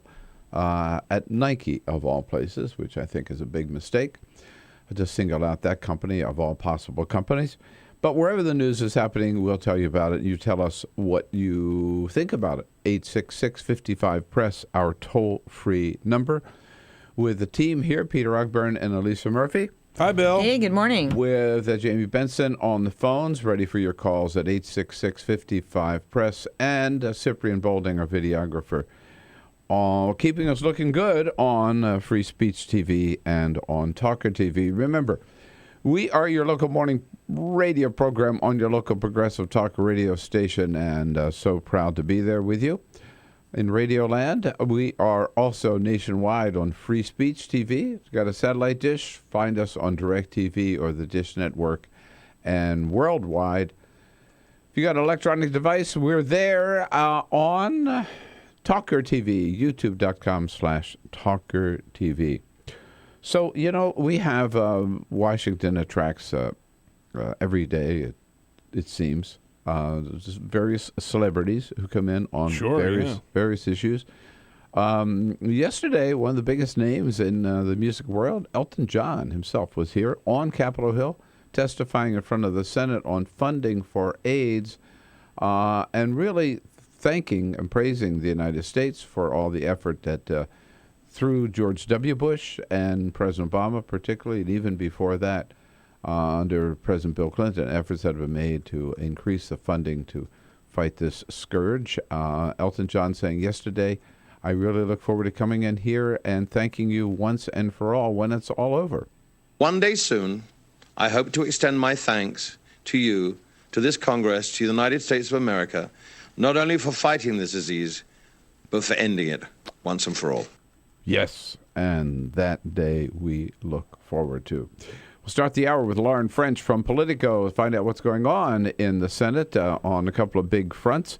Jonathan Allen from Vox on how Hillary Clinton is doing so far in her campaign. And then we're going to mix a few cocktails in the next hour and learn all about bitters. All right. I know nothing about bitters. You're not for long. You're going to find out, buddy. I'm going to be an expert by That's the right. end of the next hour. That's right. I'm not sure I'll be a sober expert, but I'll be. Okay. Nobody's a sober. We'll get right into it. But first, this is the Full Court Press. Just a couple of other stories making news. We go to Florida, where Cheryl Treadway and her 3 children were being held hostage by her boyfriend, a man by the name of Ethan Nickerson, on Monday. He showed up at their house with a knife, and he told them, "You can't leave the house." He was so upset he couldn't see them. She convinced him to let her order a pizza from Pizza Hut for the children. So she took out her phone, she opened up her Pizza Hut app, and she put in an order for a pepperoni pizza, 1 large classic pepperoni pizza. And 3 police officers. And you could put a little note on your order, right? And she put 911 hostage, help please. So, of course, they sent someone out to investigate, but they found out what was going on, and everybody was rescued safely. Good for her. Smart Very lady. cool. Very smart. Yeah. Very, very smart. And now this answers the question of whether or not anybody actually reads the stuff that you write when you order stuff online. Someone's actually paying attention. So, isn't that nice? We go to Moldova, where you think we had it bad with our banks a couple of years ago. Turns out... Moldova. Is that country where they have the most beautiful women? No. No, Bill. No, Bill. Oh. We're not going back to that, We're not going unfortunately. back. Oh, we're not. That was Armenia? Okay. That was Armenia. But $1 billion has gone missing from banks in Moldova. It's all part of a murky loans deal by 3 major banks. It's really screwing over the country. $1 billion is 1/8 of the GDP of Moldova. Wow. Oh. So they are in real trouble, and we'll keep following the story to see what exactly happened there. But scary story. Anybody who would get a loan from the Bank of Moldova. Look, man. Yeah. Yeah, right. Deserve to lose their money. And TGI Fridays is revamping their menu. They have several new menu items. A lot of these, Bill, I know you'd be very excited to hear about. Their new chicken wing flavors are sriracha buffalo, ghost pepper, miso, cider glaze, and peanut butter and jelly. What? Peanut butter and jelly chicken wings. For your 6-year-old. My 6-year-old wouldn't. I got a 7-year-old. He wouldn't touch that. Yeah. First of all, we're not eating at TGI Fridays. Yeah, right. Full stop. Yeah, right. Okay. I was just going to say, you walk, it's like the Bank of Moldova. You walk into TGI Friday. Peanut butter and jelly wings. For the maniac in your life. You got it. All right. Thank you, Peter. Yes, indeed. President Obama off to talk about trade today in Oregon. Big speech. Well, the speech actually is tomorrow at the Nike headquarters in Beaverton, Oregon. But what's happening with trade in the Senate? What's happening with that bill? Lauren French here to update us. She covers Congress for Politico on our news line. Hello, Lauren. Nice to talk to you this morning. Good morning. How are you?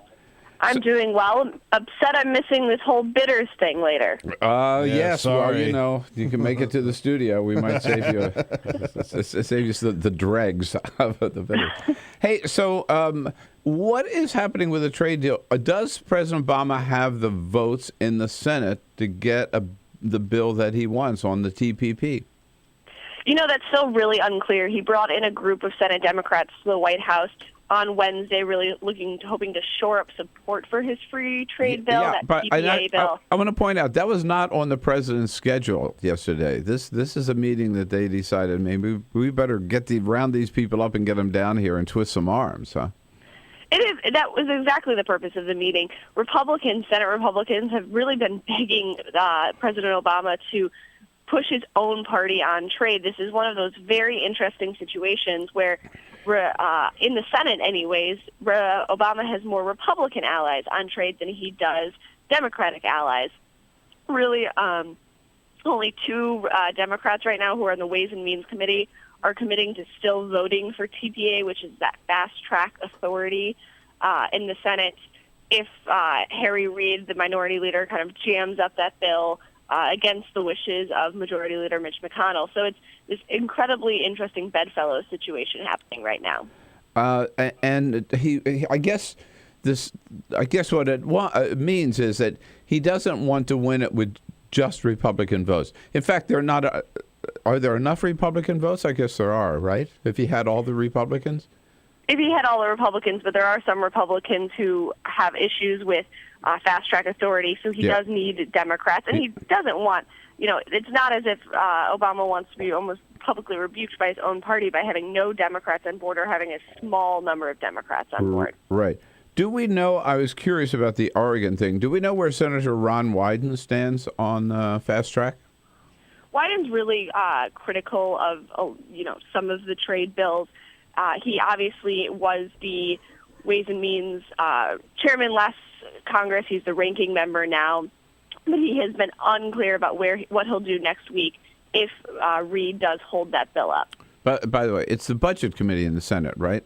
Not Ways and Means? Senate Finance. Senate Finance. Senate Finance. I did say Ways and Means there. Right. It's early. Senate Finance. Senate Finance Committee, correct. So that vote count is going on. Meanwhile, the vote in the House, the count in the House is even more uncertain, I guess, among Democrats for sure.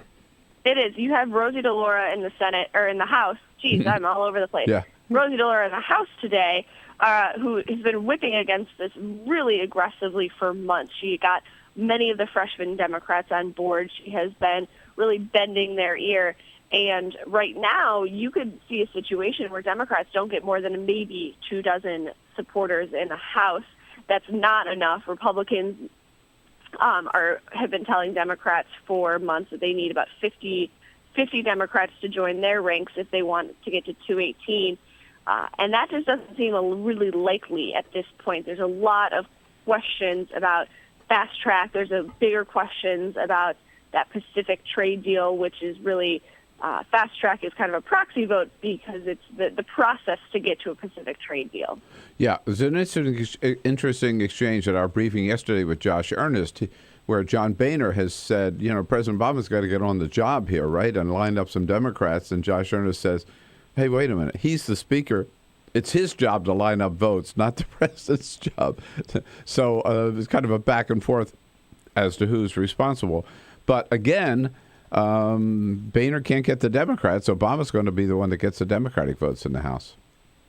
He will be, but that's a tough pull for President Obama. He's not exactly, the smoocher in chief. He doesn't go out. He really only goes to the House when he needs something. And then on something like trade, where there are a lot of very deep skeptics in the House because of NAFTA, because of CAFTA, because of past trade deals, it's not as if he's really able to go there easily and say, hey, you owe me on this one, or this is a really important win for me, because they haven't heard from him for months, and now he's asking for a tough vote. Lauren French with us from Politico, Congressional reporter, Politico.com. Now, on another issue, the president also indicated he's willing now to sign legislation giving Congress the authority to review any nuclear deal with Iran. That's the Bob Corker legislation in the Senate. Where are we with that? So that has been another interesting issue in the Senate. Mitch McConnell had to shut down debate after Marco Rubio and Tom Cotton tried to push forward amendments that have been called, by opponents of the amendments, poison pills to these Iran negotiations. So Mitch McConnell shut down the debate, likely setting up for a vote today on that bill, which would then go to the House. Again, really unclear in the House what happens here.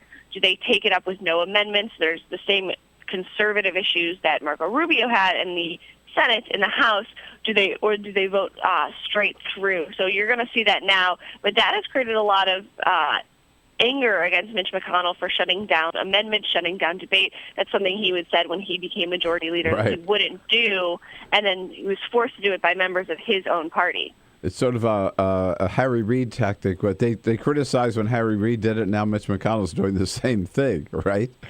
It's tough to govern in the Senate. You essentially have 100 power players that have a lot of ability to impact what's happening. It's not like the House where a backbencher really has no say in what comes to the floor, and where a member of the minority party has no say what comes to the floor.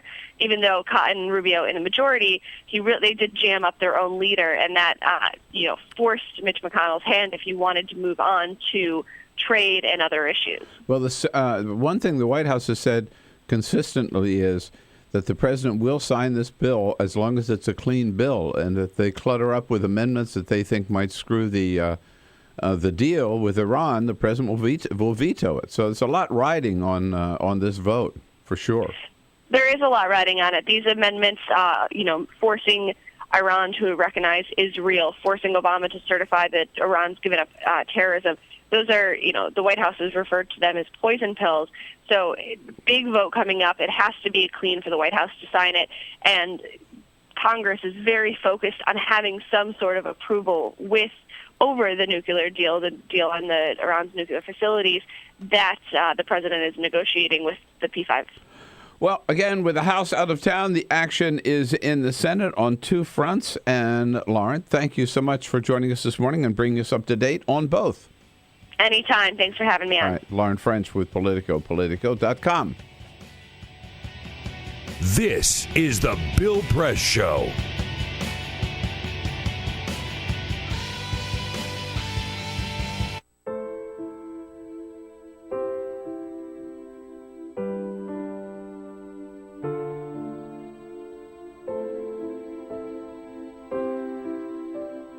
I have run these canyons for 6 million years.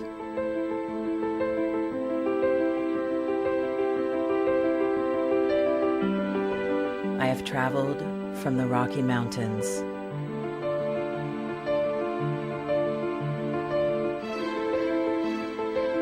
to the deserts, through scorching heat and freezing cold, from the land of the dinosaurs to fields of food.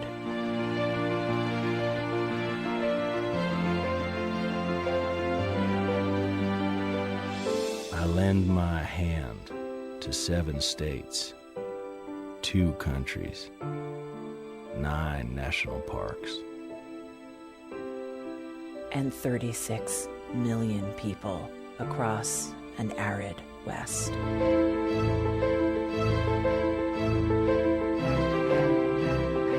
I am not the strongest or the largest, but I am the hardest working.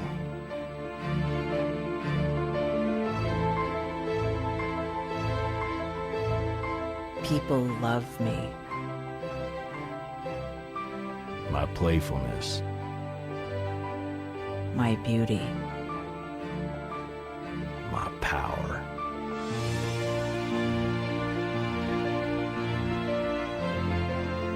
my life.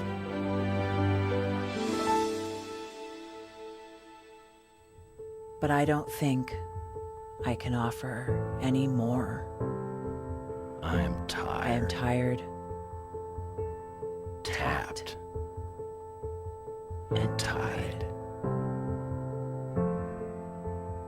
Of the hundreds of major rivers in the world, I am one of the few who no longer kisses the sea.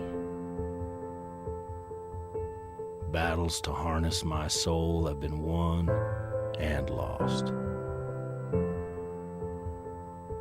Use me wisely, and I will sustain you. Use me like you have, and I will break. My name is Red.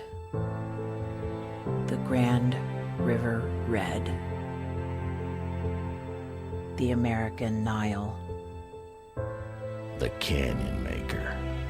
I am the Colorado River.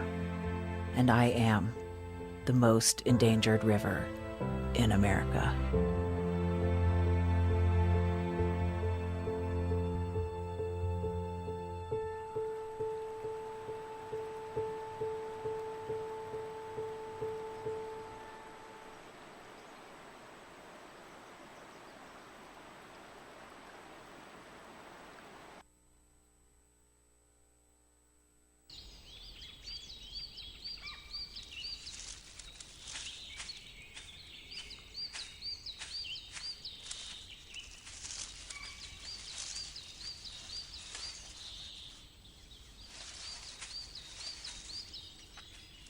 At Earth Justice, we defend the environment in the courtroom. Join our fight. When you take a seat, you take a stand. Earth Justice, because the Earth needs a good lawyer.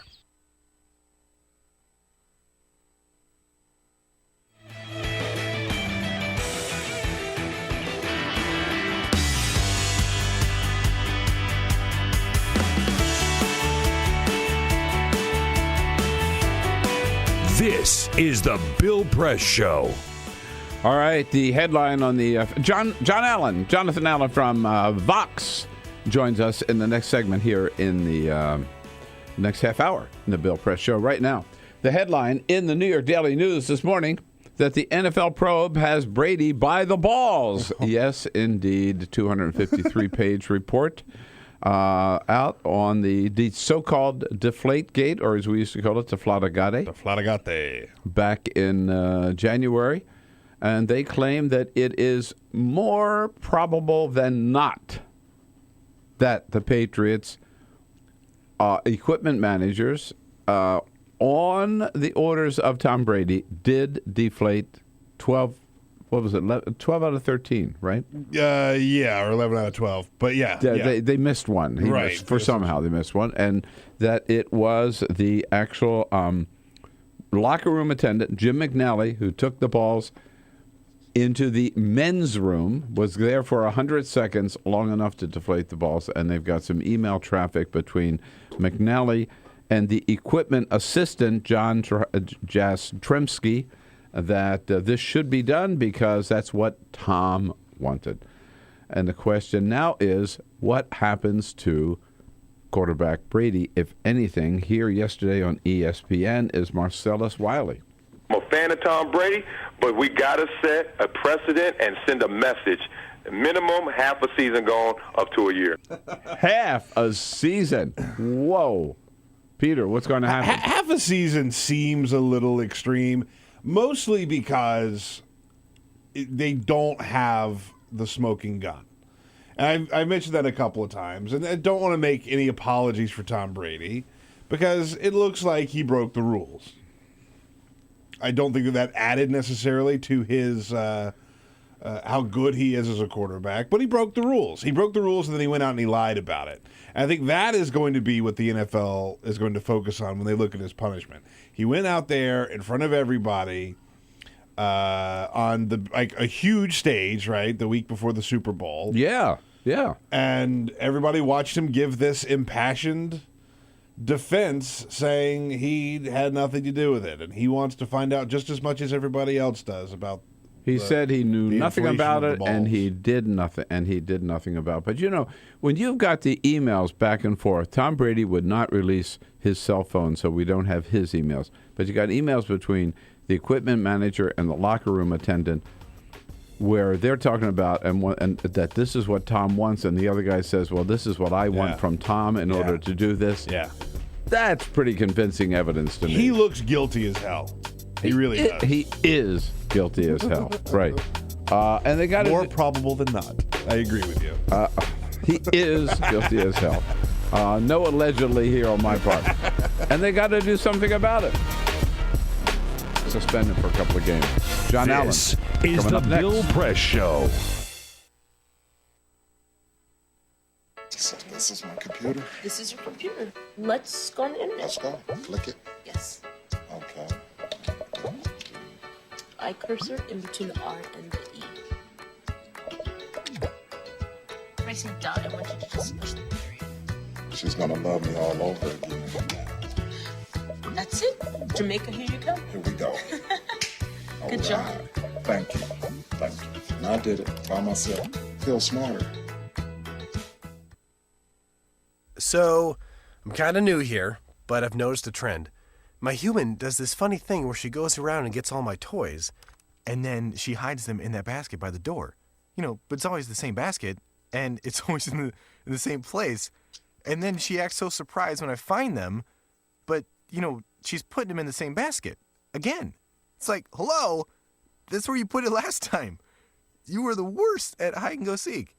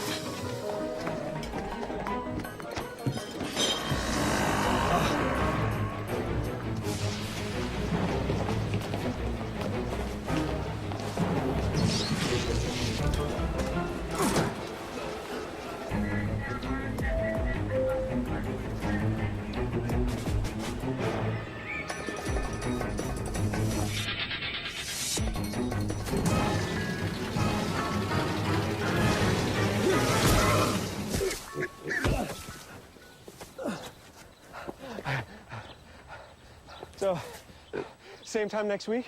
Well, of course. Put away a few bucks, feel like $1 million. For free tips to help you save, go to Feed the Pig.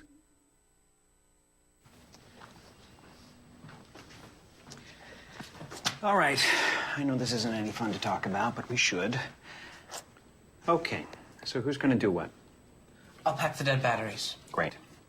I'll only put what I don't need into a duffel bag. Perfect. That's totally unhelpful. No problem. Meanwhile, I will try to comfort everyone by speaking in a calm voice. And I'll try to get the generator going without any gas. Oh, let's not forget the cell phones, which probably won't work. Right. And who is going to handle supplies? I can forget to do a list for us. Thanks, pal. Well, I think we couldn't be any less prepared. I'm proud of you guys. Talk to your kids about who to call, where to meet, what to pack. Visit ready.gov/kids for tips and information. Hey, thanks for stopping by. You know, I followed your character since the first episode. I'm a big fan. Big fan. Thank you. And listen, your storyline, it makes for incredible TV drama. Thing is, your drug use is very adult content. Too adult for the kids. So I'm gonna have to block you. Oh, man. Yeah. Well, have a good one. You're a nice lady.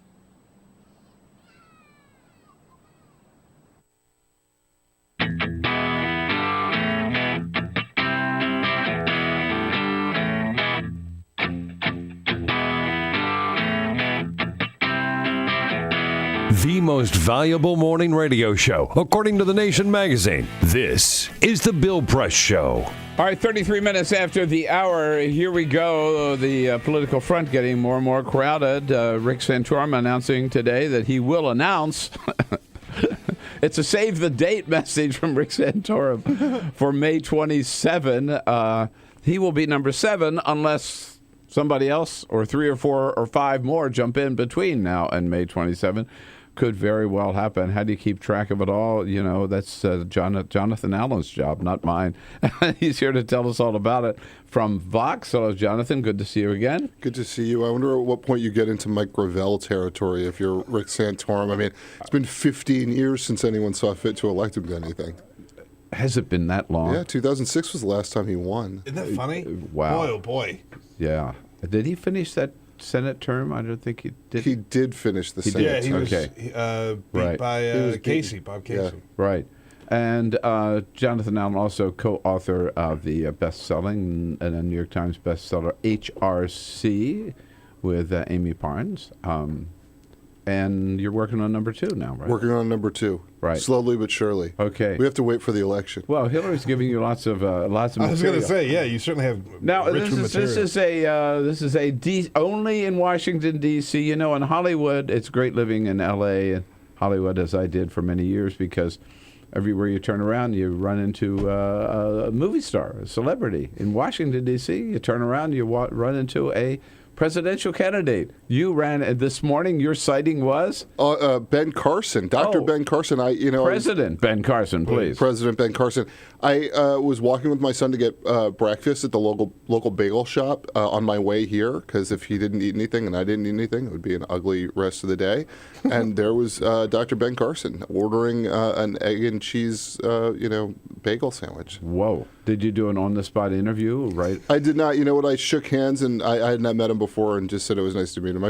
I have sort of a rule, especially living here on the Hill where there are a lot of politicians around. Yeah. You try not to bug them when they're buying breakfast. I mean, that's called hustle, John. Come on, buddy. I mean, Barbara Boxer, for instance, goes to the same bagel shop as Ben Carson. So, like, right there bipartisan coming together. She didn't happen to be there this morning, but she gets stuff for her grandkids, I think, when they're in town. So. And Dick Durbin was at downstairs here in our Peregrine coffee shop yesterday morning. Nice. During the show and didn't come upstairs. We have a big issue. We have a big issue. Maybe that's why Chuck Schumer is going to be the next leader. It might be.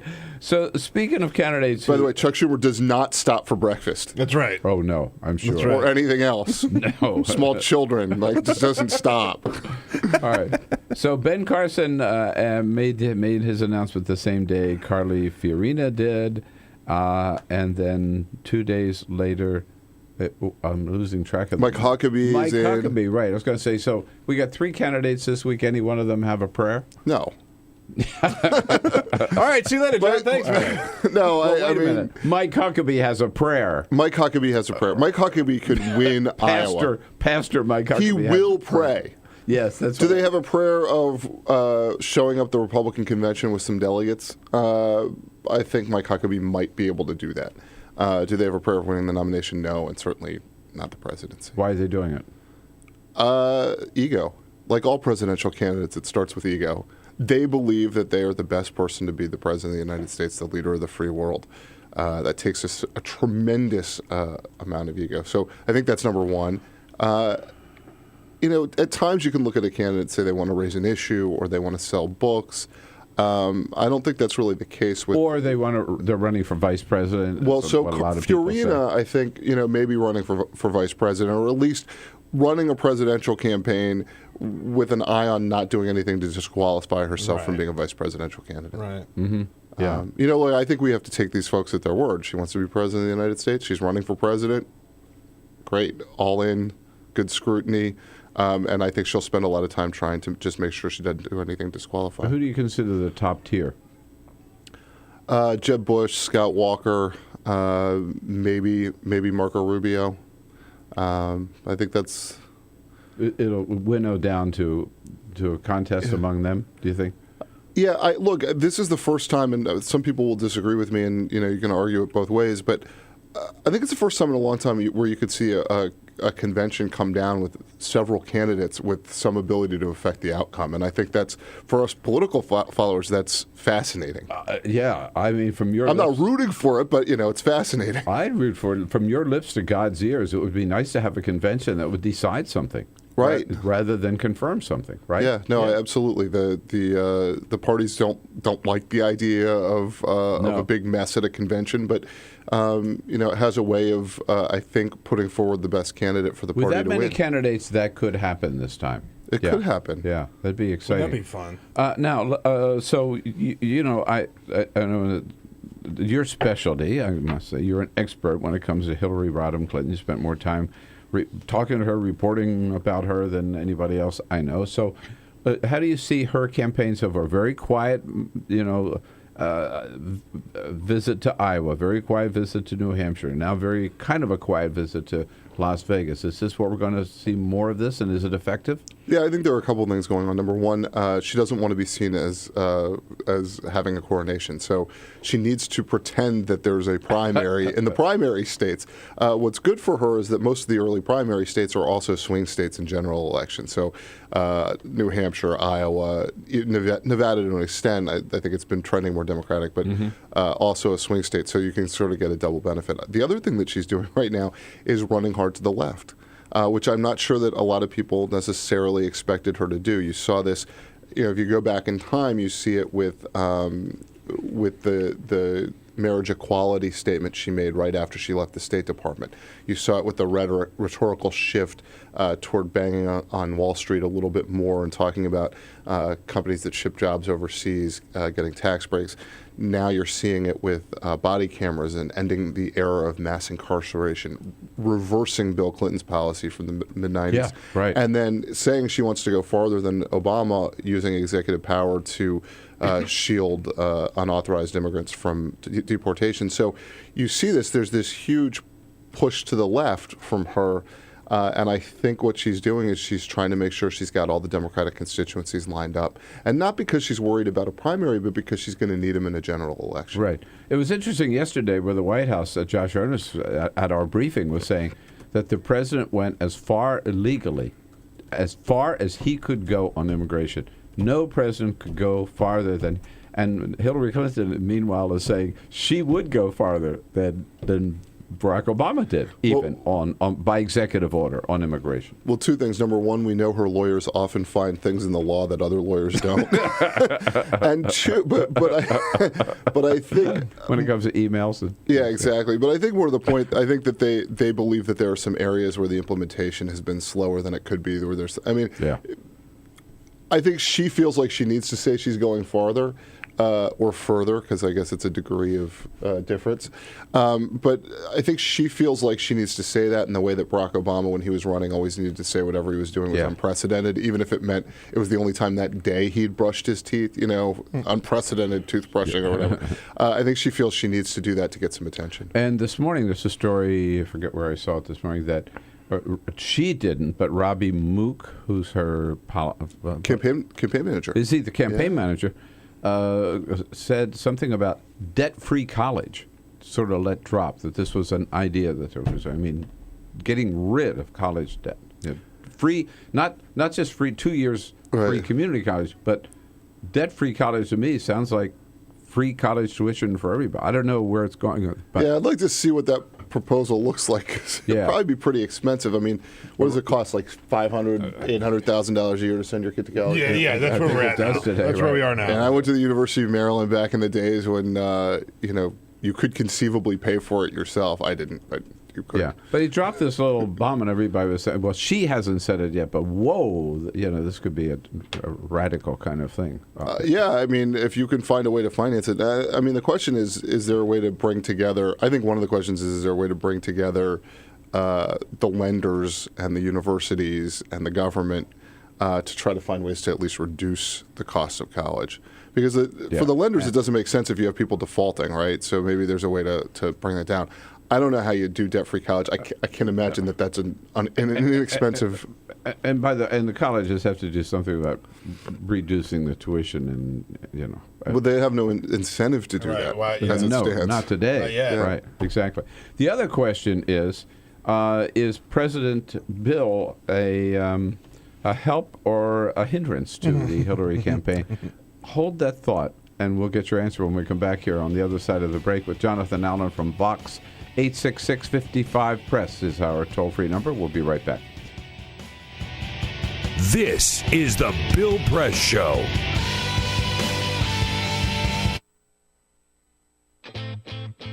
What gets you into college? Good SAT scores? High GPA? Lots of extracurriculars? Sure, but what you really need is money. If you don't have the cash, you'll need a loan. And we mean huge student loans because the cost of college has risen 1,000% in the last 30 years. This means big money for the banks that collect fees and interest. Now, millions of young people are starting their adult lives with an average of $29,000 of loans on their backs. Altogether, we're talking $1.2 trillion in student debt. And more people are finding it impossible to pay them back. Welcome to the student debt crisis.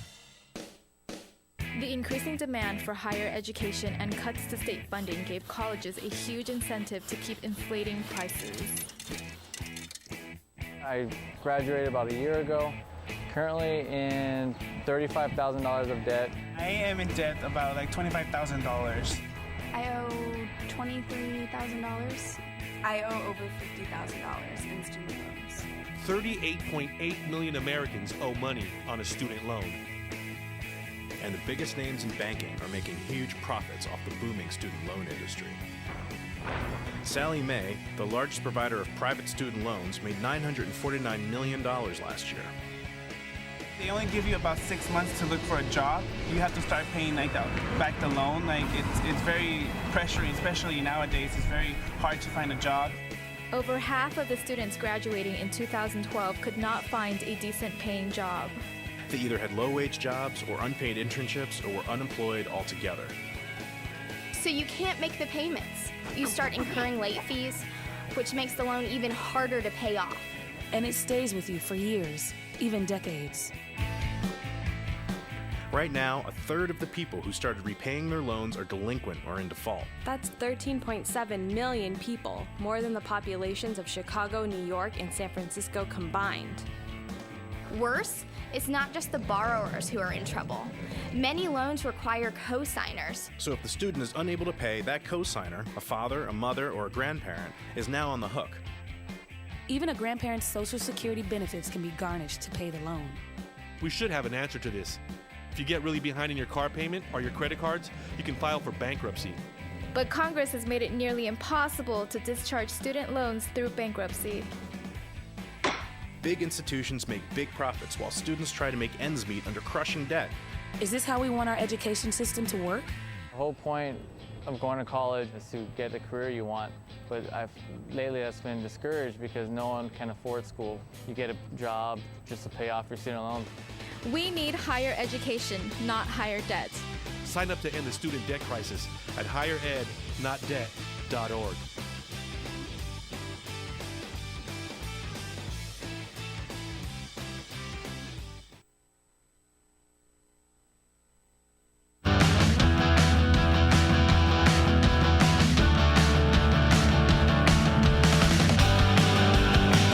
Seen on Free Speech TV and online on TawkrTV. This is the Bill Press Show.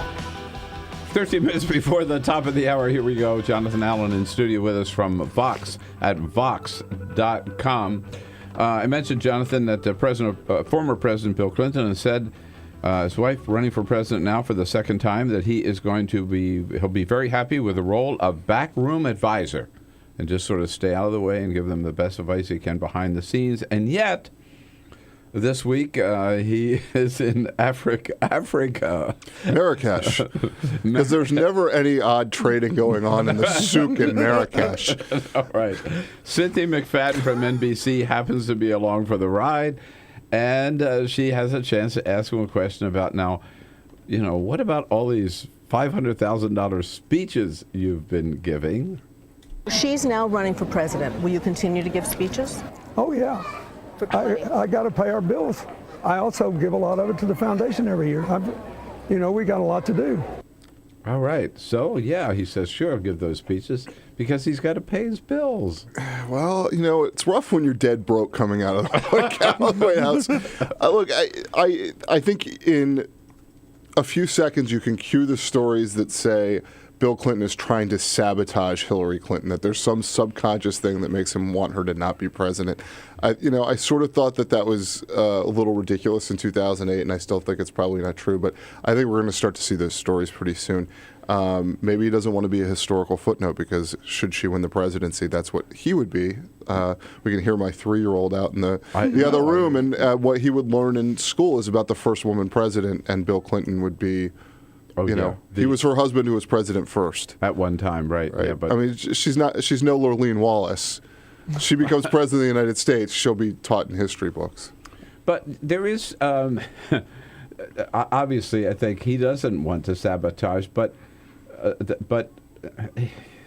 I don't think he helps, particularly talking about the money. I mean, how many people can relate to the fact that $500,000 speech? Yeah, I need it. We got to pay our bills, right? And they've raised made $100 million in speeches, in speaking fees between the two of them. Yeah, look, somebody wants to pay them to talk. I can understand why they would go do it, but I do think that there's a problem for her, which is that they clearly are unwilling to sacrifice the foundation and Bill's forward role for her presidential ambitions. Yeah. And maybe they've calculated they can get both. Right. Maybe she can win the presidency without a problem. She's so confident. But I think what's really going on here is he's unwilling to play second fiddle. And until you're willing to make the presidency your top goal, I think it's hard to win. Right. All right. Now, the Democratic National Committee announced this week they're going to have 6 debates. We didn't think there were going to be any debates at all because it looked like Hillary is just going to have the whole field to herself. But now Bernie Sanders is in. Lincoln Chafee. Lincoln Chafee may get in. He hasn't announced yet. No, but I mean... Martin O'Malley might get in, right? Yeah. Do you think Chafee gets to ask Obama to endorse him? You know, I mean, Chafee endorsed Obama, right? Shouldn't he expect the same in return? He can ask him. I'm not sure he's going to get Barack Obama may end up on Lincoln Chafee's But I think the one who can make things interesting, if not difficult, for Hillary is Bernie. Because he's got nothing to lose, right? Absolutely nothing to lose, and he will speak his mind. There are two schools of thought on this. One is he makes things more difficult for her and pulls her to the left to a place where she doesn't want to be, particularly on inequality issues. And the other is that she's able to calibrate against him and make herself look more moderate by drawing a line and saying, no, I'm not going there. Classic Clinton triangulation. My guess is it probably depends on the issue. Yesterday, he came forward with a plan that he said would break up the big banks. Introduced legislation that does that. He, in his press release, named J.P. Morgan and some of the bigger banks. The legislation doesn't actually single them out by name, which would be a problem, I think. But I think that's an issue, like, for instance, that's difficult for her. And I think one of the reasons he's introducing that is he knows she's got to make a decision. Is she going to say, yes, I would break up the big banks, which is going to be harder for her to raise money, or no, that's a bad plan, Senator Sanders, and frustrate some of the folks on the left? But I think people, I acknowledge for Bernie or for anybody who runs against her, it would be a real uphill battle. But people, I think, underestimate. Bernie's a smart politician. He has run 23 races. He knows what it's about, knows how to do it. He knows he's sort of this bull in a china shop, if you will, right? And doesn't care. He'll say what he thinks. Last time around, I ran to his press secretary that day, Michael Briggs, that told me, he did not run one ad when he ran for re-election, and he won by 71% of the vote. Right. So he has the other 29% were home stoned. Right. Right. But then he was running as a socialist in Vermont, right? Right. And won 71% of the vote. I mean, he is. It is Vermont. It is Vermont. I mean, he said that he said when he launched, I've won all these elections. I can take that across the country, and it'll be the same. This country doesn't look like Vermont. Right. In many ways.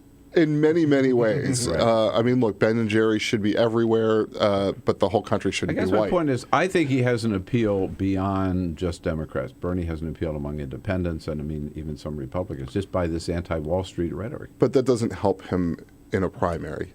And that was that was sort of the essential question. Lynn Sweet of the Chicago Sun-Times asked him at the end of his launch, because he didn't say specifically, "Are you a Democrat?" Right. Or she asked, "Are you an independent?" She said, "Are you a Democrat?" And he said, "No, I'm an independent." And yet he's running for the Democratic nomination. It is hard rhetorically to do that. Structurally, I assume he will, register for all the Democratic primaries that he can. Yeah. But rhetorically, it's hard to do that. I want to represent the Democratic Party, but I'm not actually a Democrat. Well, it's going to make it a lot more interesting. And no matter how many Democrats run, there won't be as many Democrats as there are Republicans. We know that.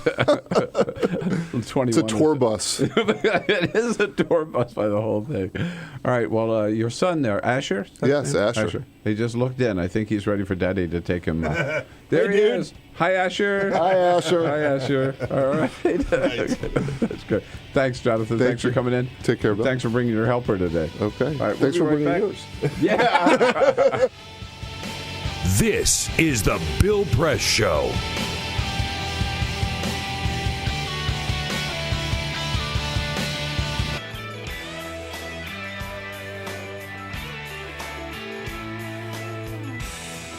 Hey, folks, we are nearing the end here of hour number 2 and ready to move into hour number 3. Remember, you can watch hour number 3 on Free Speech TV, but only on delay at 5 o'clock Eastern, 4 Central, which we encourage you to do.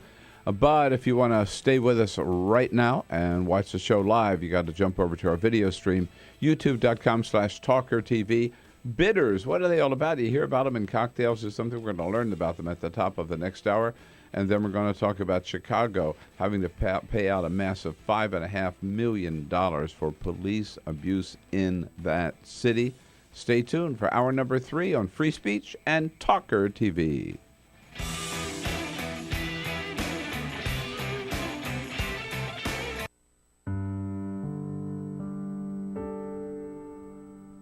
A few years ago, plastic bag waste in our city came to a tipping point. It was clear we had a bag problem. My department was tasked to reduce plastic bag consumption. We needed to come up with ways to change human behavior. So we asked ourselves, would you like a bag? What do people really hate? Yep. Getting punched in the stomach. Preliminary studies showed that the consequences weren't severe enough to warrant behavioral change. Actually, can I get that double bagged? So we thought, what do people hate more than getting punched in the stomach? Kissing Helga. Hey, big boy. People didn't find her so offensive after all, so we had to get creative. How many bags? Okay, now, pour this ice water down your pants. We tried everything.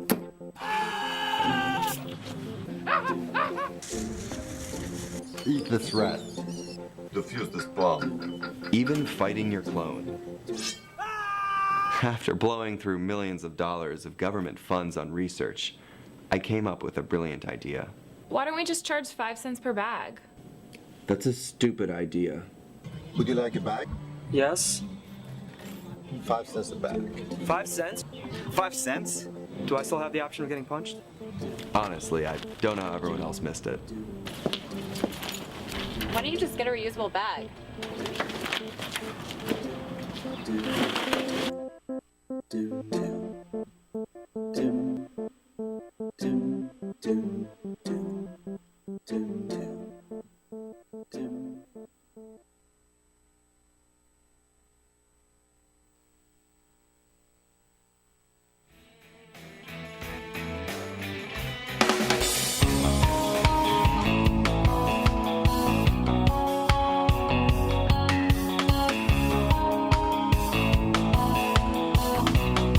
This is the Bill Press Show.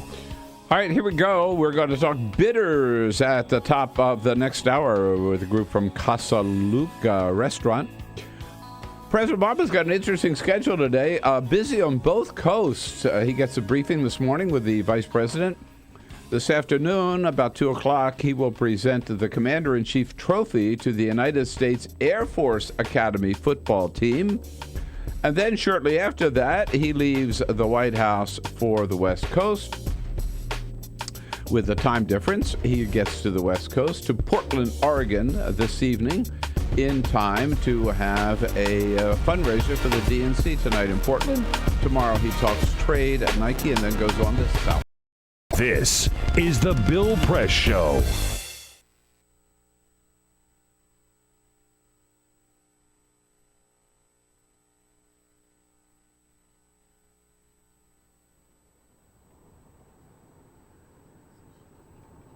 What they told us we were doing was going to rid the state of frivolous lawsuits. So we said, okay, let's vote for this. Leading up to the 2003 effort in Texas, the insurance companies primarily, but also the medical industry, started this drumbeat.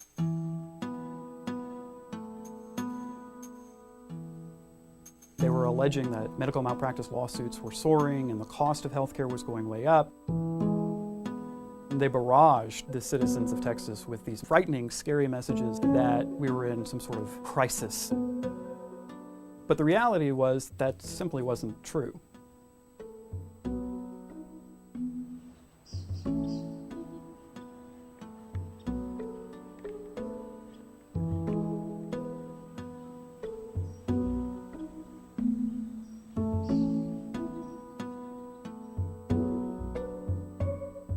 One of the things I think the public doesn't fully understand is that lawsuits are about a lot more than just seeking compensation for an individual plaintiff. By giving damages to the individual, the jury is sending a message about safety to the doctors, the nurses, the hospital. Please change your ways. Make healthcare safer to protect all of us. Bill and Kelly Putnam experienced a nightmare scenario. They're in the nursing home with their father. The nurse administers medication improperly. As a result, he started to choke on the medication, and Kelly was forced to provide CPR on her father while staff at the nursing home did nothing. I was probably 6 inches away from my dad's eyes. He's no longer thrashing, he's no longer moving. And so they took him to the hospital, they worked on him, cause of death, aspiration. Texas Board of Nursing ruled that the nurse not only did what we said she did, but she also said that the facility had her destroy the medical records for that day and create a new version. I decided to give a lawyer friend a call. I went through probably 10, maybe more. All of them I got the same letter back stating that because of tort reform, we cannot afford to litigate these types of cases. What the 2003 restrictions did was make it economically unfeasible for most attorneys to take most medical malpractice cases. It's a cynical attempt to make it harder for people to go to court by making it harder for them to get representation.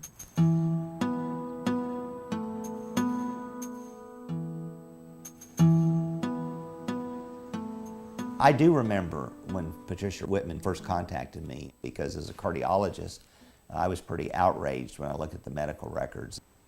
Patricia Whitman visited the emergency room complaining of chest pains. They look at her EKG. Doctor says, no, you've got indigestion, go home. The symptoms persist. Next day she goes in, sees a different physician. She's been having a heart attack. Anyone looking at this EKG in a patient with chest pain has to consider that that patient is having an acute heart attack until proven otherwise. All of these abnormalities were essentially ignored, and a diagnosis of acid reflux was made in Patricia Whitman's case, and that was the wrong diagnosis. The doctor came in and he said that I had substantial permanent heart damage and that I was, quote unquote, 100% disabled. Prior to the heart attack, I had a 3,500 square foot home that I took care of, and I was on my feet 8 hours a day going to cosmetology school. Then I would come home and cook for my kids and do whatever else needed to be done. I did it all. After the heart attack, I couldn't keep up with the house. I couldn't pay the mortgage. My life has changed a lot. I will never be able to do what I used to do. I have to depend on 5 heart medications that I have to take every day in order to survive. This is a letter from one attorney. It would be difficult to prove that the ER physician's conduct rose to the level of gross negligence. No attorney would take my case. Tort reform involved a specific passage of language that said that a simple negligence standard no longer applied to emergency room care in Texas. The new standard was a gross negligence standard called willful and wanton negligence. You have to prove in court that that doctor saw me walk through the door and said, that's my next victim. And of course that doesn't happen. And so people like Patricia Whitman, who find themselves in the emergency room and are misdiagnosed or harmed, face almost no ability for accountability. If you look back and you break down the arguments made by the insurance companies and medical industry about the cost, quality, access of healthcare in Texas, by every metric, we're worse off today than we were 10 years ago. It has made life better and easier for a small group of corporate interests at the expense of the rest of us. These corporations, they have no fear because they know that they're not going to be held responsible. It shouldn't be about money. But unfortunately, that's the only language these people speak. That's why we're out protesting. We will stand out on the street in front of the facility with signs that state what happened and make sure that they understand that we're not going to go away and that what they did was wrong. We must restore meaningful accountability in this state so that another family does not go through the same nightmare that they've been through. If enough people in the public say enough is enough, then politicians have to think twice. We're never going to be able to compete with the special interests in terms of campaign contributions and money. Where we have to compete with them is in boots on the ground. The more people that rise up and say, we want our rights back, then they have to think about it. And once we've made them think about it, then half the battle is won.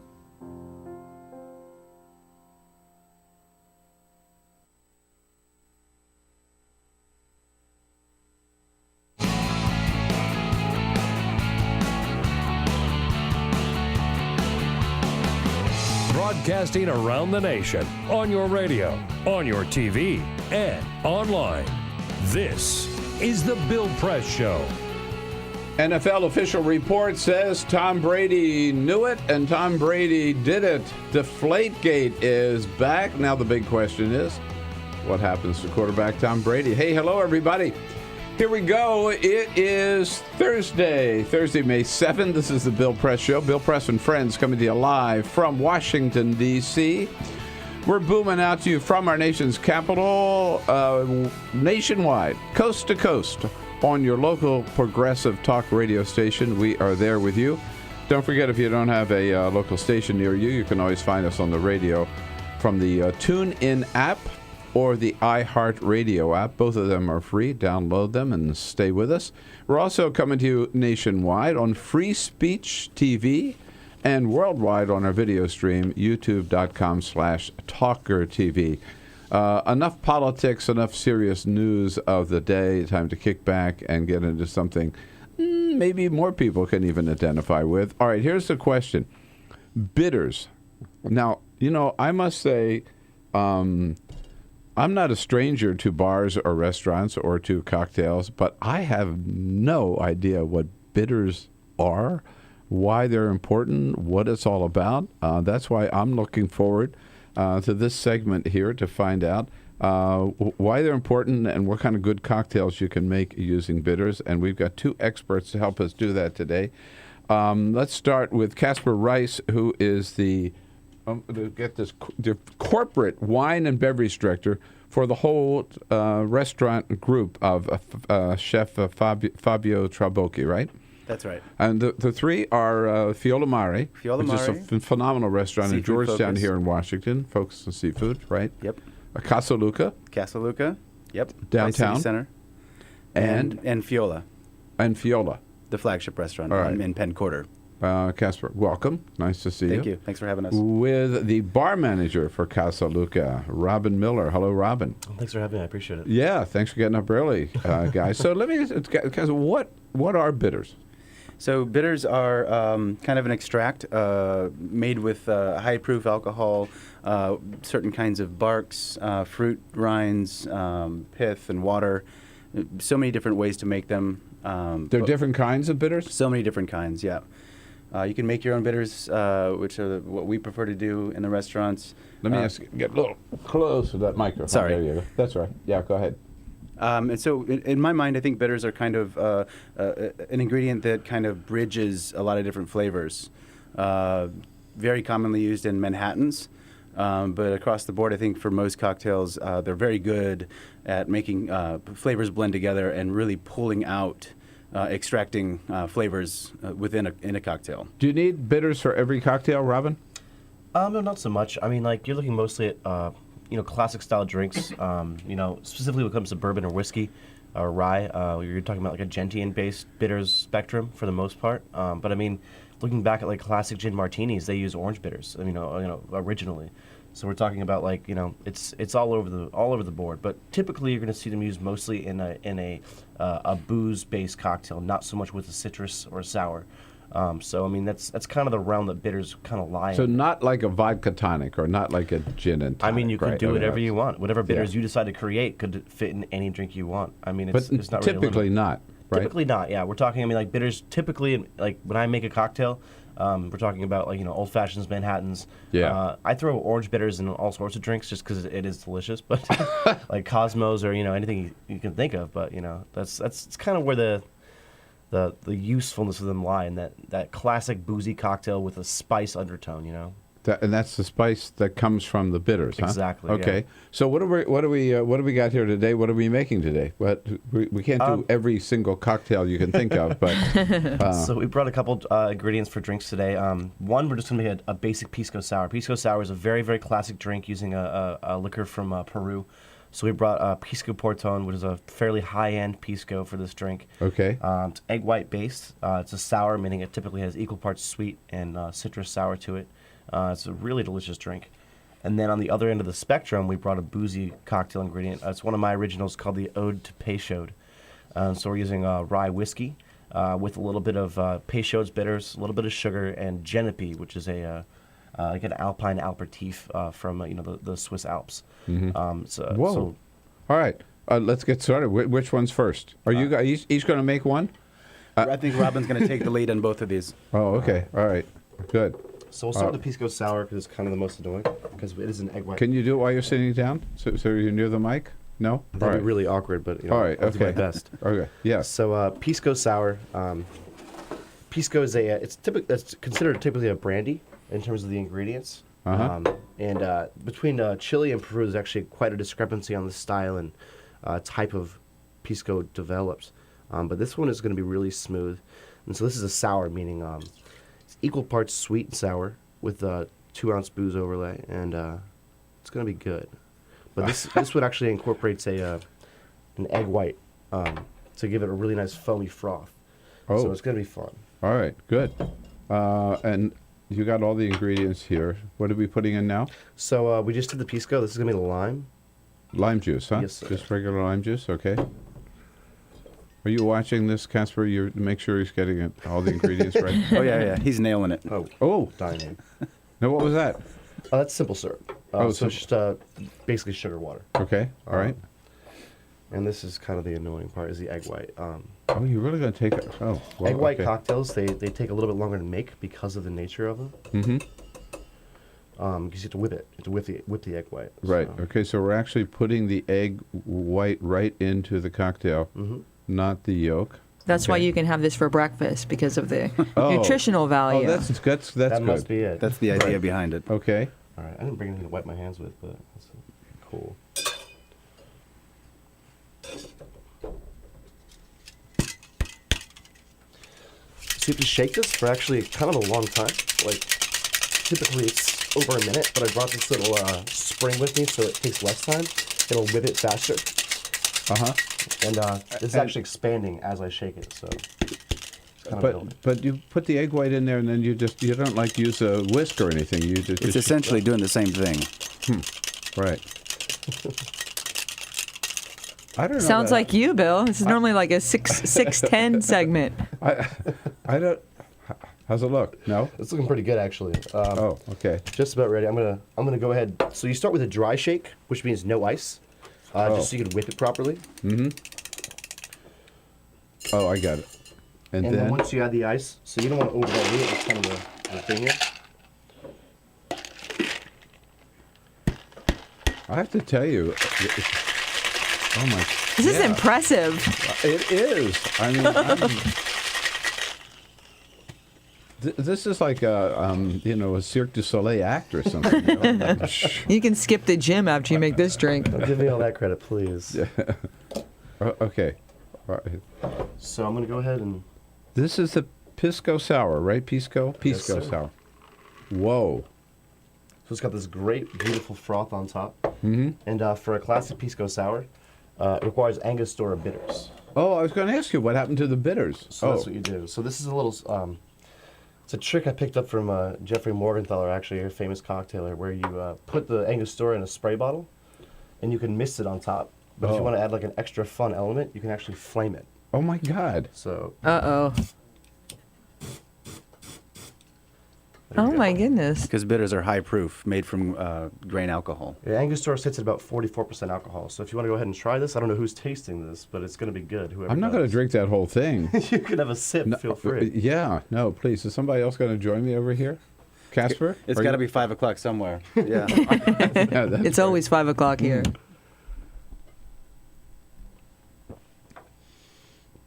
Oh, wow. Yeah, it's fun. That is great. Yeah. I've never had it. This is the first pisco sour in my entire life. Well, it's a drink of Peru, you know. You can go online and see like their politicians. Maybe that's why, choosing them, because I've never been to Peru. Well, there you go. All right. You're going to join. Come on, Elise. Where's Someone's Peter? got Where's to. Peter I know. Osborne? He breaks down the door. Yeah, right. Oh, cool. I'll take it in there. Enjoy. Well, you can bring it back too, in a little bit. Yes, bad chance. All right, that was great. So you're going to work now on the next one, huh? The Ode to Péchaud. Yes. So and this is your creation. Yeah, you know, I mean, like, you don't want to just do classic drinks. You want to make your own signature on drinks. I just want to point out while you're doing that again. The Pisco Sour, is it Pisco, right? Yeah. That's pronounced it, okay. Yeah. Has Pisco Porton, He's playing with it. that's the liqueur, huh? Right? Pisco Porton. Pisco And Porton. it's not a liqueur, it's a liquor. Oh, it is, There's okay. a slight difference. I mean, it's not like, you know, super sweet. There's variants. Pisco Porton, fresh lime juice, simple syrup, egg white, and Angostura bitters. Yes, sir. All right, now we're into the Ode to Péchaud, which is an original rye cocktail that Robin Miller has cooked up himself.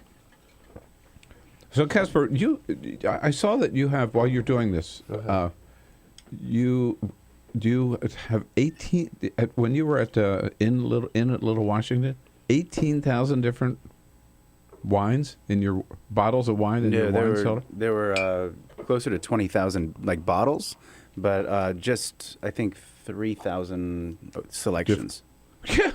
Only 3,000 selections? It's a lot to choose from. It is a lot to choose from. All right, what are we doing here, Robin? So I added the rye, Yes. added a little bit of simple syrup, and now I'm putting in Péchaud's bitters. Péchaud's bitters. Péchaud's okay. it's a bitter brand out of New Orleans. It's established by an apothecary in 1830. But his last name was Péchaud, Dr. Péchaud, and it was meant to be kind of a cure-all for digestive issues. That's where the root of bitters comes from, is pharmaceuticals. Oh, And yeah. somehow they got adopted into cocktailing, and this is kind of the hallmark of New Orleans, Péchaud's bitters. So New Orleans cocktails, they frequently feature this as a signature. So. And now we're on to the Genepi. This particular Genepi, the Guillaume is it's made by this guy. He's the only person who actually has a license to pick the Genepi flowers in the Alps, and so it's a pretty cool product, very small batch, and it's delicious. It's got this really fun. Oh, feel free, yeah. I It's have got to find out about this. You should smell it. Open it up. Yeah, go ahead and smell it. It's actually delicious. The L'Authentique. Yeah, but it's fun. Yeah. Crap. I gotta say, this Pisco Sour is really good. Isn't it? Yeah, I mean, just the aroma, too, on the top. Yeah. Then you can really taste the citrus when it goes down. It's really unique. And the egg whites give it tons of great texture. Oh, yeah, You'd think you'd see it more on brunch menus. I dare someone to drink that with breakfast.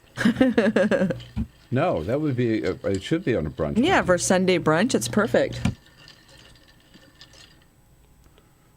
So this is the Mardi Gras drink, is that it? Mardi Gras, you're going to see a lot more hurricanes. Yeah, right. This is it's a booze-driven cocktail instead of a citrus, so it's going to be a little bit different in terms of the crowd. It's tailored to, so to speak. So now we're going to garnish it with a lemon peel. Ooh, whoa! All right. So what you want to do is. So do you find now in restaurants that like signature cocktails are sort of like coming back? I mean, it's not just people saying I'll have a beer or I'll have a draft or I'll have a glass of white wine or something, but going for a signature cocktail. Yeah, I think it's kind of a cool resurgence, and I think it's good. I mean, like, it's not just with cocktails, it's with food and wine as well. People are really caring about like the style of their product, how it's made, and. So instead of going for some mass-produced microwavable chicken cutlet, they want to have some really cool farm-fed, free-range Cornish hen. It's the same idea with drinks. Yes, we still get orders for all sorts of very fruity, juicy drinks, but I think it's this cool resurgence of a concept of cocktailing that was lost after Prohibition, and so we're really trying to get back to the roots of cocktails. So it becomes a real art, Casper, I guess, huh? Absolutely. And how do you find people who can know, like Robin here, who know how to make these things? Well, I think it's really important for every restaurant to have somebody like that because there's a general demand for it. And competing at this level, I think you have to be have that variable of your restaurant concepts covered and in a good way. And do you have a special menu like for the bar so that people know what your signature drinks are? Absolutely. Oh yeah, absolutely. Oh, sorry, I'm not. I didn't mean to ignore this. I better. That's one of my favorite drinks that I've actually come out with. It's super floral. Even though it's a rye cocktail, it's very much spring and summer oriented because of those floral herbal flavors. Oh God, that's really good. Yeah. And when you see when a bartender does squirt some citrus oil over the top of it, it's important to get your nose in the cocktail and really smell it before you taste it because it changes. Oh the yeah, way. You can. Yeah, it's really smell. Is that the orange taste or lemon? Lemon. Yeah. Ooh, wow. Hey Peter, get in here. We this reminds me a little of Manhattan. It is a rye-based cocktail, so there's definitely going to be some similarities. This one in particular, because there's no vermouth, it's obviously not quite there. But that's a stiff drink, so to speak. Yeah.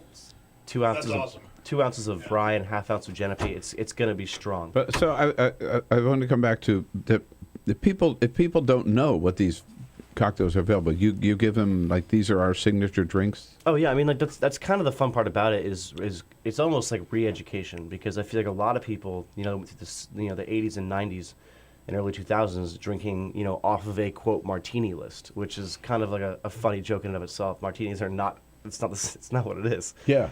So it's kind of fun being able to be like, oh, someone goes, oh, I'd like to have like a drink. And I say, what do you like? And they say, well, I typically like sweeter drinks. And I say, what liqueur? And they're like, well, I go with tequila, this or that. And it's kind of fun playing this almost guessing game, trying to figure out what it is that you can make for them, and kind of tailoring their drink just to their needs. And it's really a fun thing. And yeah, it kind of is re-education because like. I get asked what Genepi is every time someone orders that drink, and every time they order it, they love it because this drink is awesome, And a little education involved too when you're learning. Well, I guess so, right? For every time, it's certainly education for me. Oh, it's fun for me. I love doing it. Yeah. And it's a big part of the business, isn't it? Absolutely. You get them into the bar first, and then telling you 2 of those. I might forget about the rest of the evening. Peter's taking his top off in here, so be careful. That's what happens. All right. So where can we find you guys at?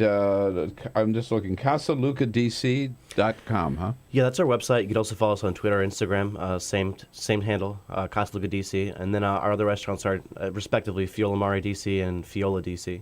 And every one of our bar programs is absolutely stellar. We have really brilliant people in position doing really cool things. Yeah. Okay. And we're very proud of what we do. So. Well, very good, and you do a great job. And Casper keeps you in line, I know for sure. Yeah. Hey, Casper, thanks so much for coming in today. Thanks again for having us. Bringing your sidekick, and Robin, thank you. Oh, you're very welcome. Thank you for the entertainment. We'll finish it off we got still 45 minutes of the show to do here, so we have to go slow a little bit. All right. Thanks, guys, for coming in. See you again. This is the Bill Press Show.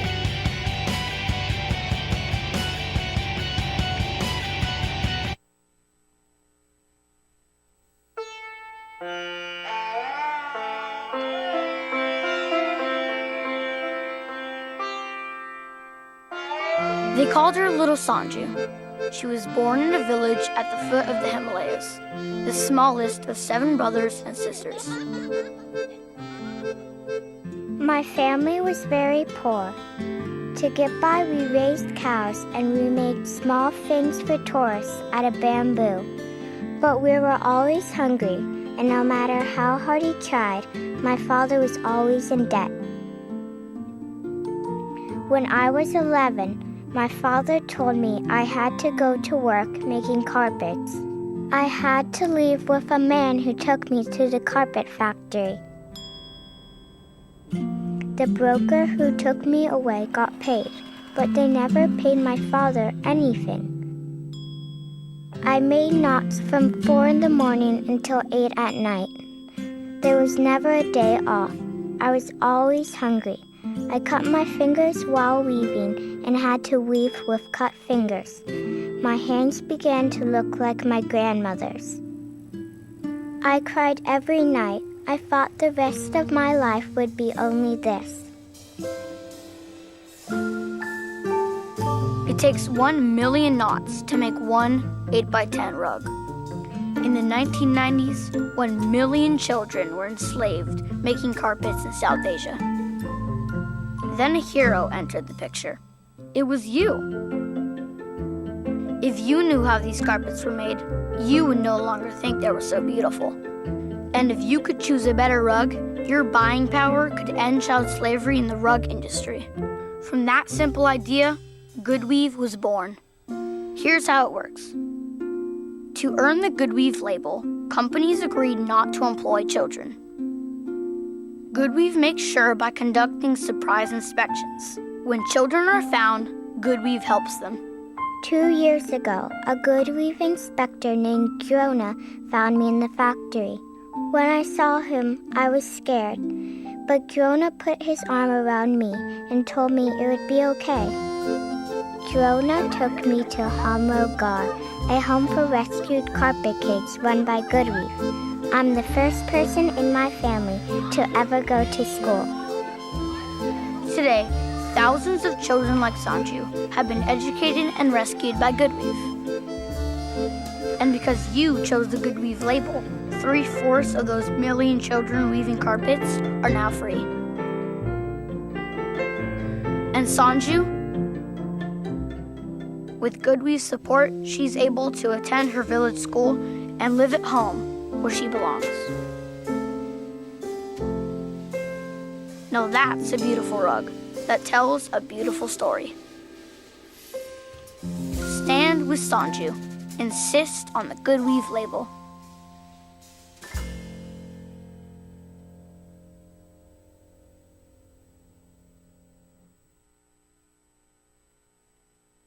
The average text takes your eyes off the road for nearly 5 seconds. At highway speeds, that's enough time to travel the length of a football field. Stop the texts, stop the wrecks.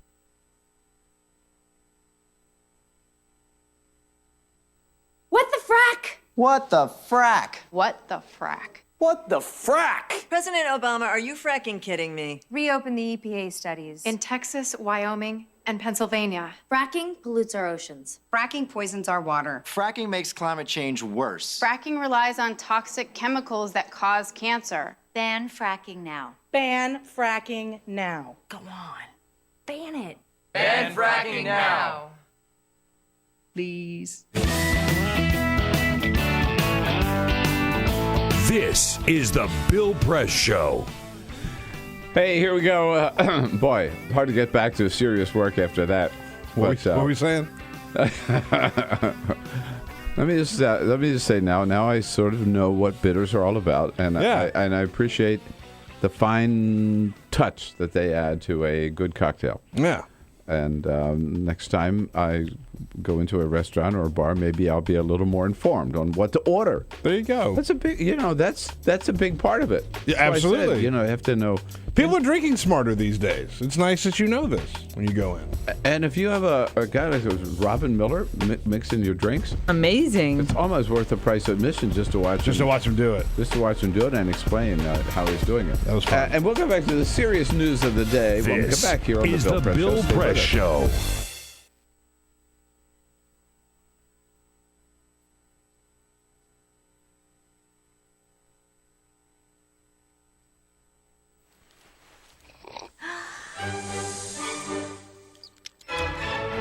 When I started learning about nutrition, about which, by the way, much less is known than you might think, I learned that what mattered most about one's health was not necessarily the nutrients, good or bad, that you were consuming or staying away from, or even the calorie counts, but what predicted a healthy diet more than anything else is the fact that it was being cooked by a human being and not a corporation. Corporations cook very differently than people do. They use vast amounts of salt, fat, and sugar, much more than you would ever use in your own cooking. And the reason they do that is those are three incredibly attractive and incredibly cheap ingredients. And when they're layered properly, as in a chip or pastries and forms of junk food, they're incredibly addictive. They really press our buttons. They activate our dopamine network, our cravings. And in fact, people in the industry, they don't talk about addiction in the food industry, even though they traffic in addiction. They talk about craveability. It's the same thing. And snackability is another term they use. It's a lovely word. And then the last point about corporate cooking that's important to understand is they cook different stuff than you do at home. What they're good at, in general, they don't cook that well, but things like chips, they cook incredibly well. And here's a classic food that if you make it yourself, if you've ever made French fries, you have to wash the potatoes, you have to peel the potatoes, you have to slice the potatoes, you have to fry them in a lot of oil, you have to spatter your entire stovetop, you have to clean up, and then you have this pot of oil you have to get rid of. I mean, it's really difficult, and it's a pain. They're wonderful, but it's a pain. And if you make them yourself, you'll only eat them every 6 weeks, 2 months, because it's too much work. But when you let corporations cook for you, it's so simple and so inexpensive, and they're really good, that you will have them twice a day, as many people in America do. So you see the kinds of foods you end up with are these labor-intensive foods and desserts. These special occasion foods become everyday foods when we let industry cook for us. Eat anything you want, just cook it yourself.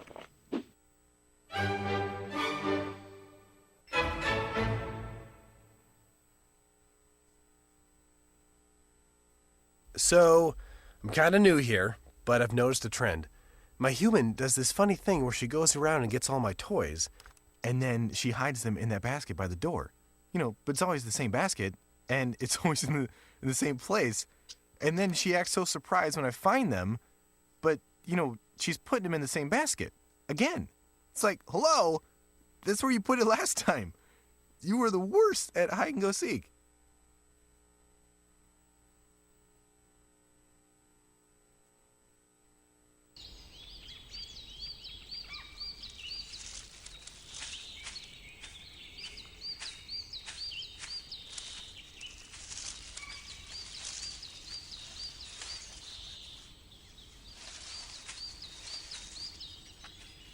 At Earth Justice, we defend the environment in the courtroom. Join our fight. When you take a seat, you take a stand. Earth Justice, because the Earth needs a good lawyer.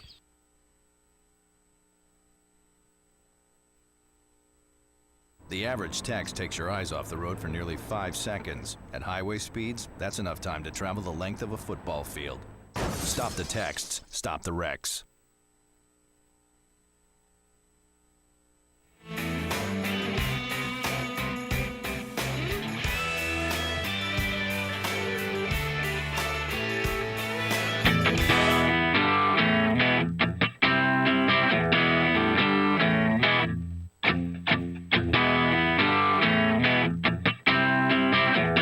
The most valuable morning radio show, according to The Nation magazine. This is The Bill Press Show.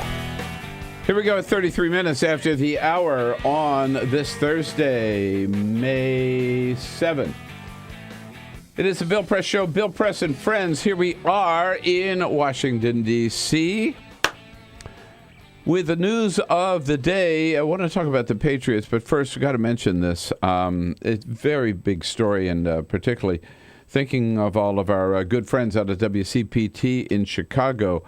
The Chicago City Council making a very bold move yesterday, and a very good move, approving reparations of $5.5 million for some 100 victims of police abuse. People who have been were roughed up, they were beaten, tortured, in some cases but given shock treatment to try to lure or force a confession out of them. It worked in many cases. Many of these people, there were 100 victims, predominantly African-American men from the south side of Chicago that the police abused, again, in order to force a confession out of them. Some of them went to prison and spent years in prison, decades in prison, for crimes they did not commit. Mayor Rahm Emanuel, who supported the payment of the reparations, said he hopes that this would start a new chapter in the history of Chicago, turn the page. But, you know, this happens right in the wake of the Freddie Gray event up in Baltimore, and just underscores the point, you know, when you look again at Ferguson and other Staten Island and other cases we've been talking about in the last few months, that one of the biggest problems facing this country is the level of police abuse in so many cities across America, and the failure of authorities to do anything about it for years and years and years, and it's finally like the chickens coming home to roost.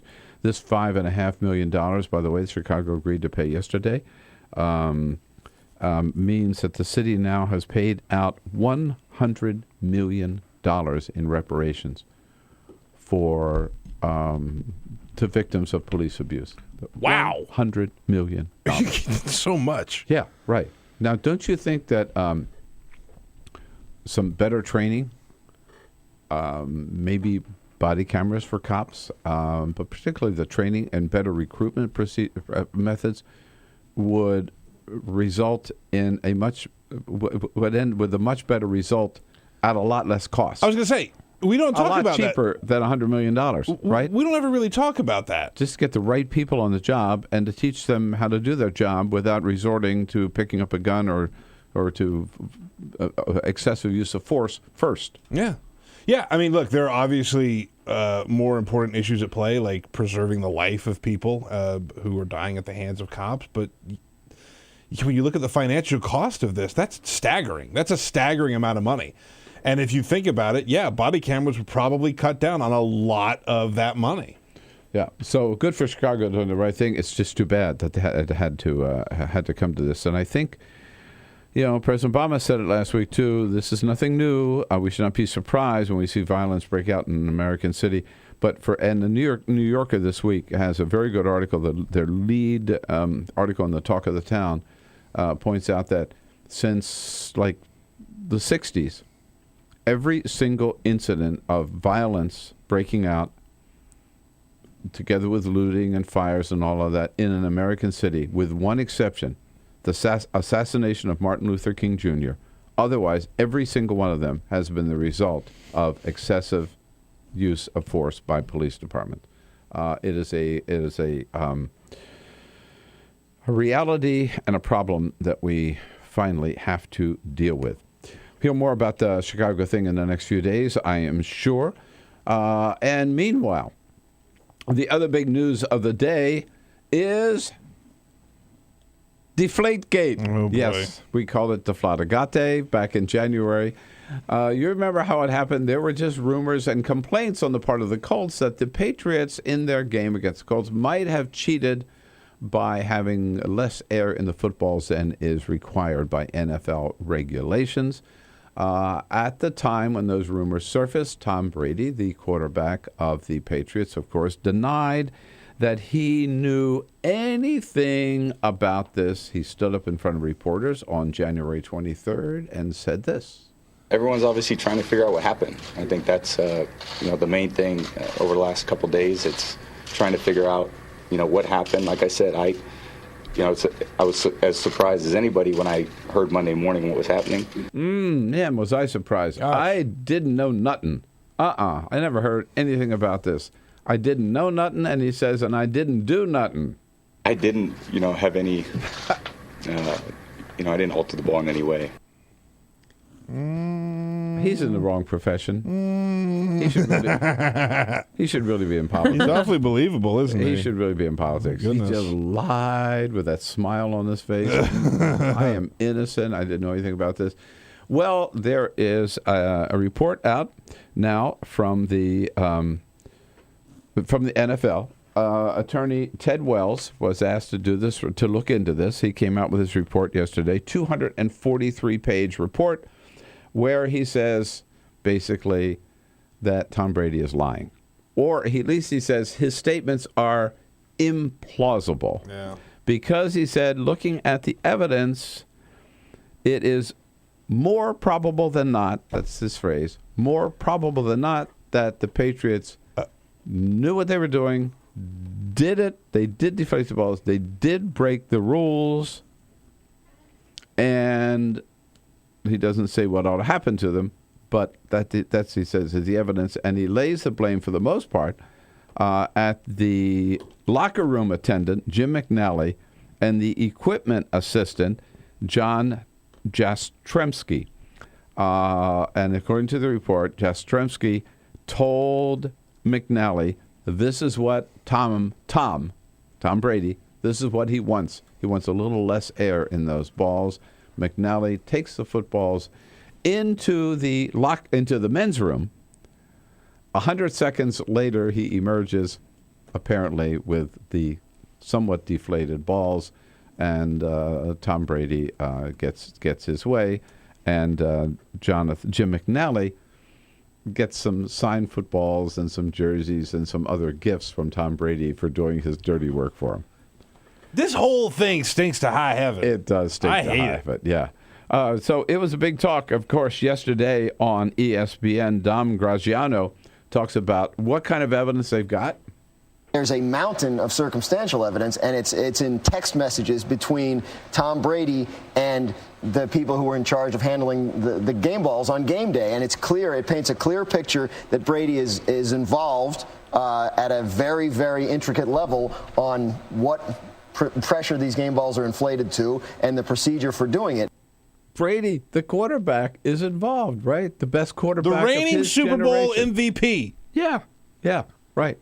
Wins the Super Bowl and goes off to the White. Well, the Patriots were at the White House a week or so ago. Tom Brady was not there, but the Patriots, Super Bowl champs, were as such. And now there's this cloud over their head that they won it by not the Super Bowl, but maybe the game against the Colts. They won it by cheating. And the fact of it is, that was a 45-7 victory. Right. Yeah. They would have won it even without the deflated footballs. Right. And that I think is like an important thing to mention, right? Because people think that this somehow gave them some crazy unfair advantage. And it just didn't. It's just not true. So, like, I get why people are upset. And I get that it's breaking the rules. And I understand that they deserve some grief for it. That being said, this probably didn't change the outcome of many games. It just changed the comfort level of Tom Brady handling the ball. And they cheated. I mean, let's face it, they cheated. Like it or not, they did. And now the question is, what should happen to them? I ask you, to the team or to Brady? 866-55-PRESS. Let's talk about it. 866-55-77-377. There was some talk yesterday on ESPN of how serious a punishment, if any, that Tom Brady could get. So I guess the double question to you is, what ought to happen to the Patriots / Tom Brady now that we know that they did cheat by deflating the footballs? What ought to happen, and what do you think is really going to happen? 866-55-PRESS. We'll be right back. This is the Bill Press Show.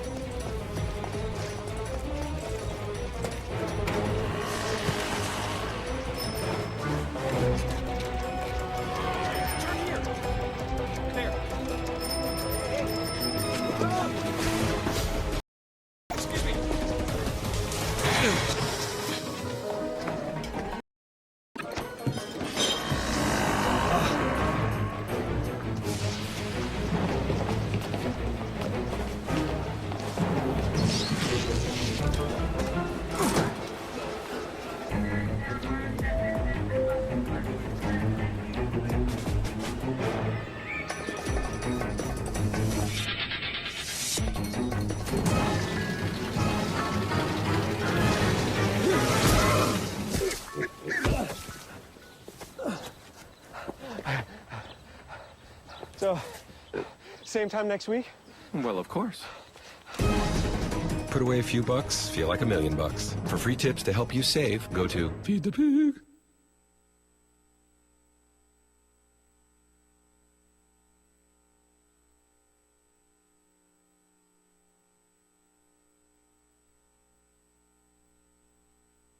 So, I'm kind of new here, but I've noticed a trend. My human does this funny thing where she goes around and gets all my toys, and then she hides them in that basket by the door. But it's always the same basket, and it's always in the same place. And then she acts so surprised when I find them, but, she's putting them in the same basket. Again. It's like, hello? That's where you put it last time. You were the worst at hide and go seek.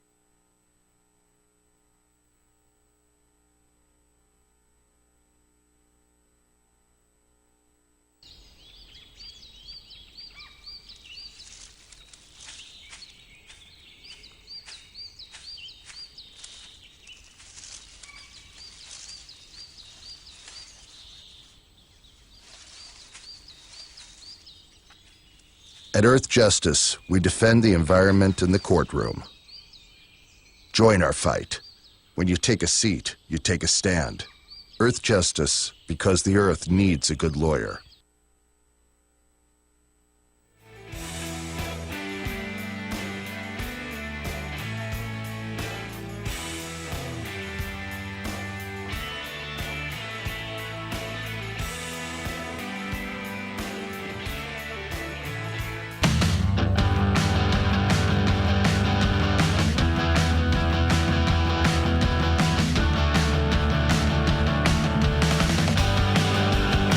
The most valuable morning radio show, according to The Nation magazine. This is The Bill Press Show.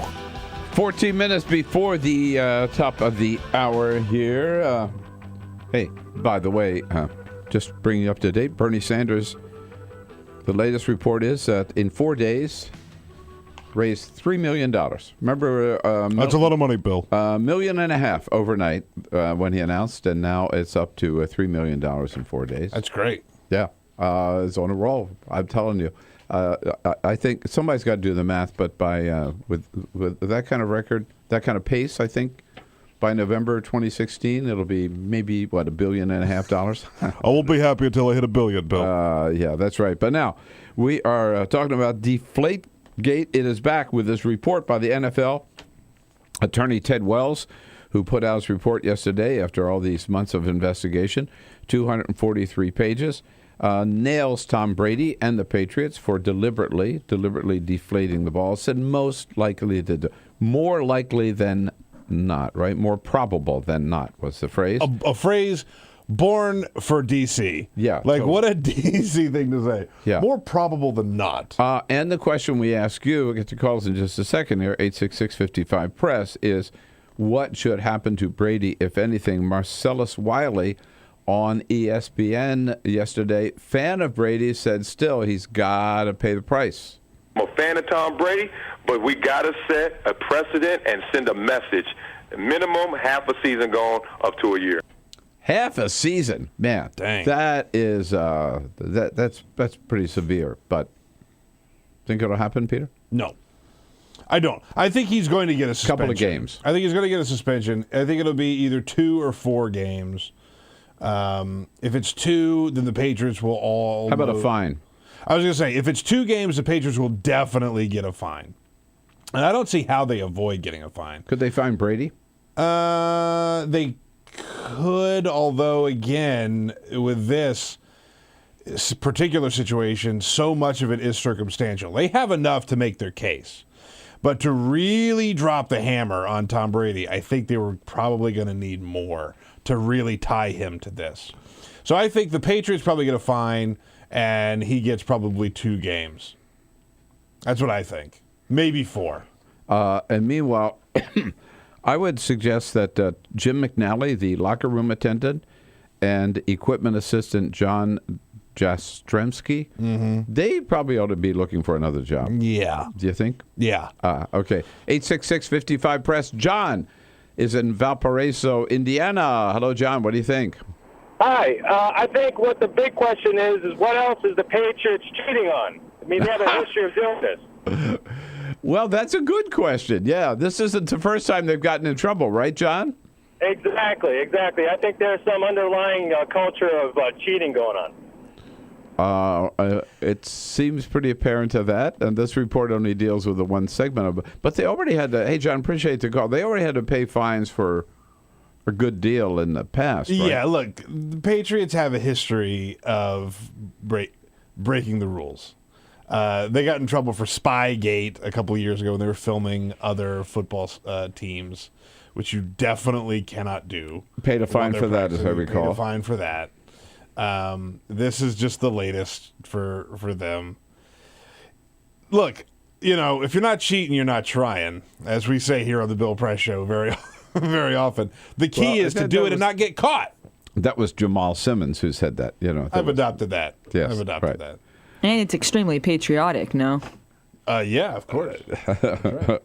Well, the patriotic way. But, when you look at, it was the Falcons not so long ago, right? Yeah, right. Yes. All right. So what they were doing, nothing like this. They were just pumping some extra crowd, which I still don't have a problem with, pumping some extra crowd sound into the stadium. Right. Just to kind of pump up the players. Yeah. Right? I mean, that's what they thought, right? If the crowd noise. And to distract the other team. I guess, right. When they're on offense, you play all this crowd noise to try and drown out sounds, right? To try and make it appear as though the crowd is louder. Now, to me, that's not breaking the rules. To me, that's kind of, good guerrilla warfare. Yeah, right? I don't disagree with you. They were fined $350,000 for that. So, if you're doing something that actually impacts the game on the ground, it seems to me that's a more serious violation that they ought to get a bigger fine and maybe some suspension. Yeah. How about the owner? Belichick? The coach is Belichick. The coach, rather. The owner, Bob Kraft. It's going to be interesting to see what they do with this, because this report that looks at it, they said that Belichick his fingerprints are nowhere on this. They can't find a way to tie this to Belichick. Now, of course, obviously the buck stops with the front office. So when it comes to paying a fine, I think that they probably will fine the team. Because it's not just Brady. I mean, we know that the equipment manager, that they were doing it, right? So that's a team action. So I think the team will probably catch a fine for it.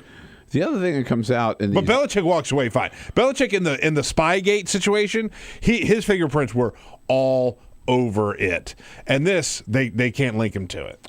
The other thing I find interesting is that comes out of this email exchange. And by the way, we have not seen emails that Brady sent because he will not release those. And this was not a criminal investigation, so he didn't have to.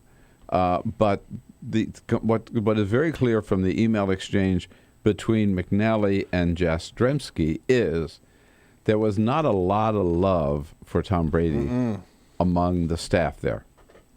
Apparently, he's a pretty hard taskmaster, pretty demanding. One of the emails actually is F Tom. So you wonder what that's all about. So if you read these, speak well for him. It does speak well. If you read into these, which we're going to go ahead and read into them a little bit, Brady apparently was not happy with the fact that the balls weren't deflated enough in a game, and so one of the equipment managers going, F Tom, wait until next game. Those balls are going to be like helium balloons. Saying I'm gonna make them really fat because I know how much he hates it. Yeah. Well. At any rate, we'll see where so one shoe has dropped. We'll see if the other shoe drops, and that is the punishment. We'll leave it there. Come back with a parting shot here coming up next. This is the Bill Press Show.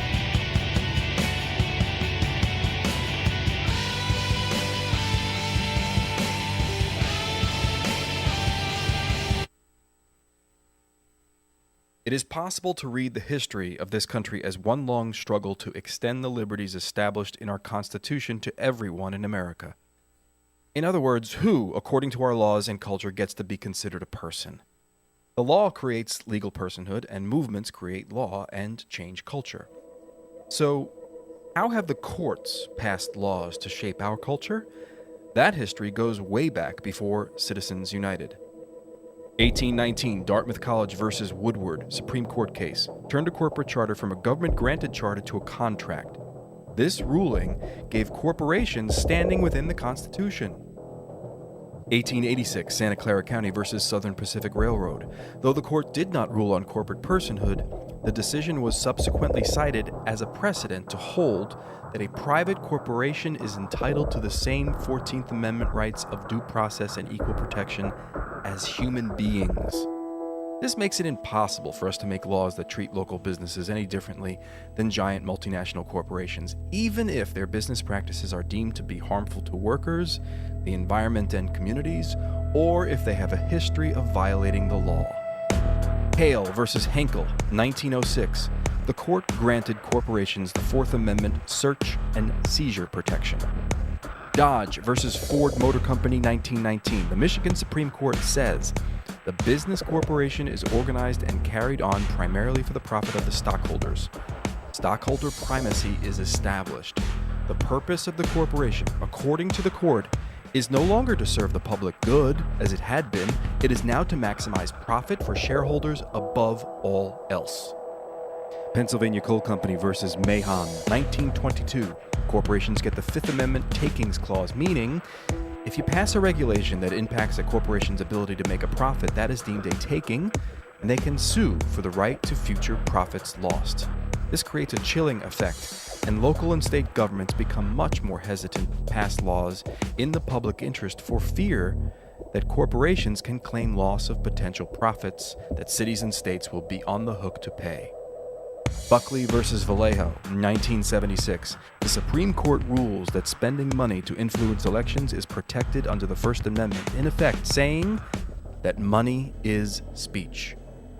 Citizens United versus Federal Election Commission, 2010. Today, the Supreme Court of Chief Justice John Roberts declared that because of the alchemy of its 19th century predecessors in deciding that corporations had all the rights of people, any restrictions on how these corporate beings spend their money on political advertising are unconstitutional. The court's ruling threatens to undermine the integrity of elected institutions across the nation. It's a rejection of the common sense of the American people.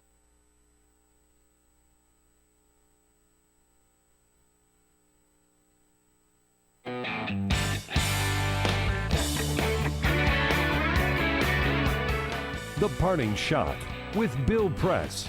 This is the Bill Press Show. So tomorrow morning, President Obama will be in Beaverton, Oregon, giving a big speech about trade. There's only one problem.